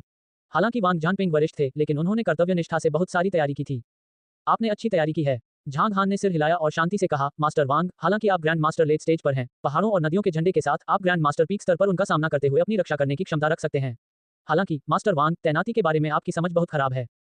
क्या? वांग जानपिंग को तुरंत नुकसान हुआ। वह इस बार अवशेष की यात्रा को लेकर कुछ उत्साहित थे और उन्हें लगा कि उन्होंने कई तैयारियां कर ली हैं। हालांकि वह कुछ हद तक खुश और संतुष्ट था, फिर भी झांग हान ने उसे झटका क्यों दिया था। उसने सोचा, मेरे दोस्त, तुम्हारे शब्दों से मेरा दिल टूट गया। हालांकि झांग हान आगे जो कहने जा रहा था उससे वांग जानपिंग की आंखें चमक उठीं। झांग हान ने अपना सिर हिलाते हुए कहा, अगर हम इस बार वापस आते हैं और आप स्थायी रूप से पहाड़ पर रहते हैं तो मैं आपके लिए 100 फॉर्मेशन इमेज स्थापित करूंगा। इसका गहन अध्ययन करने के बाद ही आप आधिकारिक तौर पर नामांकित हो सकते हैं। 100 गठन वाली छवि क्या है? वांग जानपिंग ने जल्दी से पूछा, क्या आप 100 संरचनाएं विकसित करने जा रहे हैं? अब तक उनके द्वारा ज्ञात संरचनाओं की मात्रा के बारे में बात करते हुए यह 1000 नहीं तो कम से कम 800 होगी। परिणामस्वरूप वांग जानपिंग द्वारा ये प्रश्न उठाए जाने के बाद उन्होंने स्वयं ही इसे अस्वीकार कर दिया। झांग हान ने धीरे से उत्तर दिया, 100 फॉर्मेशन इमेज में केवल एक ही छवि है, जो काफी परिष्कृत और रहस्यमय है। अगर मैं तुम्हें केवल बातचीत करके समझाऊं तो तुम इसे बिल्कुल नहीं समझ पाओगे। यदि आप 100 गठन छवि में से 100 से अधिक संरचनाएं विकसित कर सकते हैं, जो एक बुनियादी कौशल है, तो आप निर्माण कला में शुरुआती हो सकते हैं। जब आप 100 गठन वाली छवि में निपुण हो जाते हैं तो 1000 गठन वाली छवि का गहन अध्ययन करने के बाद ही आपको मास्टर कहा जा सकता है। झांग हान ने कोई गहन स्पष्टीकरण नहीं दिया। 1000 गठन वाली छवि के बाद 10,000 गठन वाली छवि थी। 10,000 गठन वाली छवि का गहन अध्ययन करने के बाद ही कोई कला के निर्माण में निपुण हो सकता है। हालांकि उसके बाद उच्च स्तर थे। जैसा कि कहा जाता है, ज्ञान की कोई सीमा नहीं होती। ये कहावत 4 अक्षरों की बुद्धिमत्ता जैसी लगती थी और हर क्षेत्र में फिट बैठती थी। 100 गठन वाली छवि, सहस्र गठन वाली छवि। ऐसा तब तक नहीं हुआ जब तक वांग जानपिंग कुछ समय से अपने आप पर विचार नहीं कर रहे थे कि उन्होंने कुछ हद तक अस्थायी रूप से पूछा, फिर मेरे स्तर के आधार पर क्या ऐसा हो सकता है कि मैं सीधे हजारों गठन वाली छवि का अध्ययन कर सकता हूं? जहां तक इसकी बात है, झांग हान ने बूढ़े मास्टर की ओर देखा, कुछ देर सोचा और काफी शांति से कहा, यह सबसे अच्छा होगा यदि आप इसे चरण दर चरण आगे बढ़ाएं। वांग जानपिंग ने कुछ हद तक भावनात्मक रूप से उत्तर दिया, हान, आपने जो कहा वह समझ में आता है। जैसा कि कहा जाता है, चावल को काट काट कर खाना चाहिए और यात्रा कदम दर कदम आगे बढ़ानी चाहिए। इस बार अवशेष की यात्रा से वापस आने के बाद मैं 100 गठन छवि का अध्ययन शुरू करूंगा। मैं कोई विनम्र बात नहीं कहूंगा। हालांकि हम जैविक रूप से संबंधित नहीं हैं। जैसा कि कहा जाता है, समय व्यक्ति के दिल को प्रकट करता है। आप शिष्ट हैं। झांग हान ने उत्तर दिया और खिड़की से बाहर देखने लगा। जल्द ही विमान हांगकांग से गुजरा, शेनझेन पहुंचा और उत्तरी उपनगर क्षेत्र के ऊपर से उड़ान भरी। सुबह का सूरज अभी अभी उगा है। दुनिया में हर चीज ऊर्जावान और ऊर्जावान थी। उत्तरी उपनगर क्षेत्र हरे और पत्तेदार पेड़ों से भरा हुआ था। यदि कोई पूरे क्षेत्र को हवा में देखता है तो दृश्यों में एक विशेष अनुभूति होती है। वांग जानपिंग ने अचानक कहा, नानकसिंह झील आगे है। उन्होंने दूर से देखा और पाया कि जंगल के एक क्षेत्र के बीच एक मध्यम क्षेत्र वाली एक झील थी, जिसे ऊपर आकाश से देखने पर वह एक फ्लैट केक की तरह दिखती थी। केंद्रीय झील के पास लकड़ी की कई नावें थीं। किनारे पर और भी लकड़ी की नावें खड़ी थीं। किनारे पर लकड़ी की नावों के किनारे जमीन का एक खाली टुकड़ा था। वहां लोगों की काफी भीड़ थी। देखा जा सकता है कि भीड़ में कई दर्शक भी शामिल थे। जो लोग अवशेष स्थल में प्रवेश करने जा रहे थे उनमें से अधिकांश लकड़ी की नाव पर बैठे थे और झील पर तैर रहे थे। पायलट ने पलटकर ऊंची आवाज में कहा, बॉस, आगे लैंडिंग के लिए उपयुक्त जगह नहीं है। हम अपने नीचे पहाड़ की चोटी पर खाली जमीन पर उतर सकते हैं। झांग हान ने सिर हिलाया और उत्तर दिया, तो फिर चलो यहाँ उतरें। ठीक है, पायलट ने जवाब दिया। विमान धीरे धीरे नीचे उतरा और अंत में नीचे पहाड़ की चोटी पर उतरा। बॉस, हम यहाँ आपका इंतजार करेंगे। हेलीकॉप्टर छोड़ने से पहले ड्राइवर ने झांग हान और वांग जानपिंग को एक बार फिर याद दिलाया। ठीक है, वांग जानपिंग मुस्कुराए और झांग हान के साथ हेलीकॉप्टर से बाहर निकल गए। उन्होंने अपनी घड़ी की ओर देखा और कहा, अवशेष स्थल खुलने में अभी 20 मिनट बाकी हैं। एक और भीषण लड़ाई जल्द ही होने वाली है। मुझे उम्मीद है कि हमें कुछ आश्चर्यजनक लाभ हो सकते हैं। माना जाता है कि क्लास बी अवशेष में कुछ आश्चर्यजनक चीजें हैं। झांग हान धीरे से मुस्कुराए और पहले आगे बढ़ने की पहल की। हालांकि वह कदम दर कदम आगे बढ़ता रहा, लेकिन वह काफी तेज गति से चला। वांग जानपिंग ने अपने दाहिने हाथ पर चुटकी काटते हुए तुकबंदी का सूत्र फुसफुसाया। ऐसा लग रहा था कि हवा का एक झोंका उसके पैरों के नीचे से बह रहा था, जो झांग हान के पीछे पीछे उसके बगल से गुजर रहा था, और जैसे ही वह अंदर चला गया, उसके साथ चला गया। 6 पहाड़ियों को पार करने में उन्हें 5 मिनट लगे। अंततः वे नैनिक झील के सामने पहुंचे। किनारे के इस तरफ करीब 700 से 800 लोग खड़े थे। झील की सतह पर 60 से 70 लकड़ी की नावें थीं। अधिकांश लकड़ी की नावों में केवल एक ही यात्री होता था। उनमें से अल्पसंख्यक के पास 3 से 5 यात्री थे। जहां तक कई लोगों से बने समूहों की बात है, वे आमतौर पर ग्रैंड मास्टर प्रारंभिक चरण या मध्य चरण में होते थे। जहां तक कुछ लोगों से बने समूहों की बात है, वे लगभग सभी अंतिम चरण में थे। निस्संदेह कुछ विशिष्ट अपवाद भी थे। झांग हान ने भीड़ के बीच कई परिचित शख्सियतों को भी देखा। हांगकांग की राष्ट्रीय सुरक्षा एजेंसी के निदेशक लेई तियानान दाहिनी ओर एक लकड़ी की नाव पर थे। रक्षक लेंग, जिसे वुदाओ ग्रैंड मास्टर के रूप में पदोन्नत किया गया था, अन्य 2 रक्षकों के साथ उसके पीछे खड़ा था। भविष्य बताने के ग्रैंड मास्टर फैंग रोशान, जिनसे झांग हान एक बार मिले थे, पास में ही एक अन्य लकड़ी की नाव पर थे। दूसरी तरफ मिस्टिकल फॉग संप्रदाय के नेता जियांग किटियन थे। यहां तक कि हांगकांग रैंकिंग बोर्ड में दूसरे स्थान पर रहने वाले मो चेंगफेंग भी वहां थे। उसके पास एक स्वस्थ और वृद्ध वरिष्ठ खड़ा था, जिससे झांग हान पहले कभी नहीं मिला था। हालांकि झांग हान कुछ हद तक संदिग्ध था। उसने सोचा, क्या ऐसा हो सकता है कि बूढ़ा आदमी जी वुशुंग है। झांग हान और वांग जानपिंग भीड़ के सामने चले गए। जब वे भीड़ के बीच चल रहे थे, तो उन्होंने भीड़ में से लोगों के लगातार उद्घोषों को सुना, जिन्होंने ईर्ष्या और सम्मानपूर्वक कहा, मार्शल आर्ट के सभी ग्रैंड मास्टर्स के लिए यह एक बहुत ही शानदार बैठक है। केवल एक अवशेष ही मार्शल आर्ट के इतने सारे ग्रैंड मास्टर्स को आकर्षित कर सकता है, उन्हें एक साथ एकत्रित कर सकता है। वे प्रभावशाली हस्तियां जो आमतौर पर कम ही देखी जाती हैं, एक के बाद एक सामने आती हैं। जहां तक घास वाली टोपी पहनने वाले का सवाल है, वह तियान फैंगशान है, जो Sichuan martial art ranking board में दूसरे स्थान पर है ना? वह वास्तव में एक महान बड़ा शॉट है। अचानक भीड़ में से एक वरिष्ठ व्यक्ति, जो स्वर्ग मंच मास्टर था, ने कुछ हद तक भावनात्मक रूप से कहा, हमारे लिए वे बड़े शॉट हैं। हालांकि असली बड़े शॉट अभी तक नहीं आए हैं। उन्होंने जो कहा था उसका तात्पर्य यह था कि दुनिया भर से प्रतिभाओं का समूह अभी तक यहाँ नहीं था, जो प्रामाणिक प्रभावशाली बड़े शॉट थे। शाह, आपकी बातें समझ में आती हैं। घटनास्थल पर मौजूद लगभग 30% लोग पहले तो सदमे में थे। उसके बाद उन्होंने हौंकते हुए वरिष्ठ की बातों को स्वीकार किया। ठीक इसी क्षण एक हार्दिक, साथ ही कुछ हद तक परेशान आवाज निकली। ग्रैंड मास्टर झांग, हाँ, हंसना, चपटा करना, चपटा करना। जो लोग आसपास खड़े थे, वे सब इधर उधर देखने लगे। यहां तक कि झांग हान और वांग जानपिंग ने भी पीछे मुड़कर देखा। उन्होंने स्वर्गीय तावीज संप्रदाय के सबसे बड़े भाई माडी और कनिष्ठ भाई लू को चलते हुए देखा। ग्रैंड मास्टर झांग, आप यहाँ हैं। जब माडी ने झांग हान की शक्ल देखी और उसकी पहचान की पुष्टि की, तो वह झांग हान का अभिवादन करते हुए मुस्कुराया। ग्रैंड मास्टर झांग, वह निर्दयी झांग है, हिस। हालांकि आसपास के बहुत से लोगों ने अपने चेहरे के भाव नहीं बदले, वे सभी कुछ कदम पीछे चले गए, जिससे झांग हान के आसपास का 10 मीटर का दायरा खाली हो गया। यदि फैंग रोशान जैसा भविष्य बताने वाला गुरु, जो अच्छे स्वभाव का था, प्रकट हुआ होता, तो शायद उन्होंने उसका स्वागत किया होता।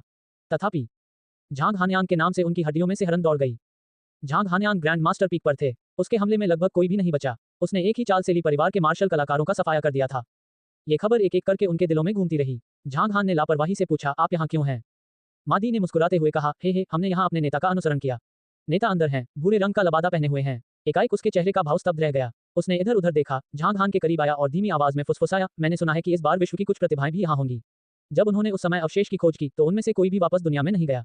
मैं भी उस वक्त दर्शक था। उस समय का दृश्य ऐसा था। फतारानकन का, वह यहाँ है। जैसे ही मादी ने बात की, उसने अपनी आंखें अधिक व्यापक रूप से खोली और आगे की ओर देखा। मादी की नजर के बाद झांग हान ने पाया कि झील की सतह के किनारे पेड़ों के सबसे ऊपरी बिंदु से एक आकृति कूद गई। यह आकृति 10 मीटर की कम ऊंचाई पर तेजी से केंद्रीय झील की ओर सरकती हुई पहुंची। अत्यंत तीव्र गति के कारण वह आकृति चमकती हुई रोशनी के समान प्रतीत हो रही थी। पलक झपकते ही हरे कपड़े पहने एक आदमी केंद्रीय झील के किनारे खड़ा हो गया। वह पीछे मुड़ा, पास में मौजूद कई लकड़ी की नावों पर एक नजर डाली और थोड़ा सा भौचक्का रह गया। इसके बाद उन्होंने हथियार लहराए।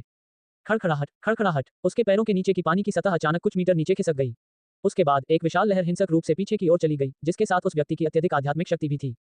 बैंग बैंग, कई आवाजें निकली। पास में कुल मिलाकर 15 लकड़ी की नावें थीं। उनमें से 9 फट गए और छोटे छोटे टुकड़ों में बिखर गए। लकड़ी की नावों पर सवार सभी लोग तेज कदमों से पीछे हट गए। नावों पर सवार 5 यात्रियों के चेहरों पर मिश्रित भाव थे। अन्य 4 यात्रियों के होठों के कोने धीरे से कांप रहे थे। हालांकि उन्होंने कुछ भी कहने की हिम्मत नहीं की। किरण का एक झोंका अन्य 6 लकड़ी की नावों के ऊपर मंडराता रहा, जिसने विशाल लहर को सीधे रोक दिया। लकड़ी की नावें मौके पर ही रुक गईं। इन नावों पर सवार यात्रियों की शक्ति अधिक थी। यहां तक कि 2 यात्रियों की आंखों की झलक से भी पता चल रहा था कि वे कुछ हद तक नाखुश हैं। हालांकि वे थोड़ी देर के लिए झिझके और कुछ भी नहीं कहा। उन्होंने उस आदमी की ताकत और पहचान के कारण ऐसी प्रतिक्रिया व्यक्त की। माडी ने गहरी सांस ली और शब्द दर शब्द कहा, वह विंस्नो स्कूल की युवा पीढ़ी की प्रतिभाओं शी फेंगहो का शिष्य है, जिसका उपनाम लिटिल रॉक है। जूनियर ब्रदर लू ने अपना सिर हिलाते हुए कहा, जैसा कि अपेक्षित था, अफवाहों के आधार पर छोटी दुनिया की प्रतिभाओं पर गर्व है। हालांकि वे ऐसा कार्य करने के लिए योग्य हैं। हम केवल ग्रैंड मास्टर झांग जैसे लोगों की ही उनसे तुलना की जा सकती है। भीड़ में से जो लोग शी फेंगहो की पृष्ठभूमि जानते थे, वे भी लगातार चिल्लाते रहे, ये शी फेंगहो है, संसार के सभी संप्रदाय प्रतिभाओं से भरे हुए हैं। वह दबंगई से पेश आता है और काम करता है। उद्धरण चिन्ह डॉट डॉट डॉट उद्धरण चिन्ह। यहां तक कि झांग हान ने भी उसकी ओर अधिक देखा। उसे शी फेंगहो में बिल्कुल भी दिलचस्पी नहीं थी। विंस्नो स्कूल की वजह से उसने दोबारा उस पर एक नजर डाली थी। विंस्नो स्कूल हेवनली नाइट संप्रदाय का कट्टर दुश्मन था। जहां तक इस तरह की विरोधी ताकत से निपटने का प्रश्न है, यदि कोई व्यक्ति बाहर विरोधी संप्रदाय के शिष्यों को मारता है तो उसे अपने संप्रदाय में पुरस्कृत किया जाएगा। जब तक किसी एक पक्ष का सफाया नहीं हो जाता, तब तक उनके बीच की नफरत और दुश्मनी शायद ही सुलझ सकती थी।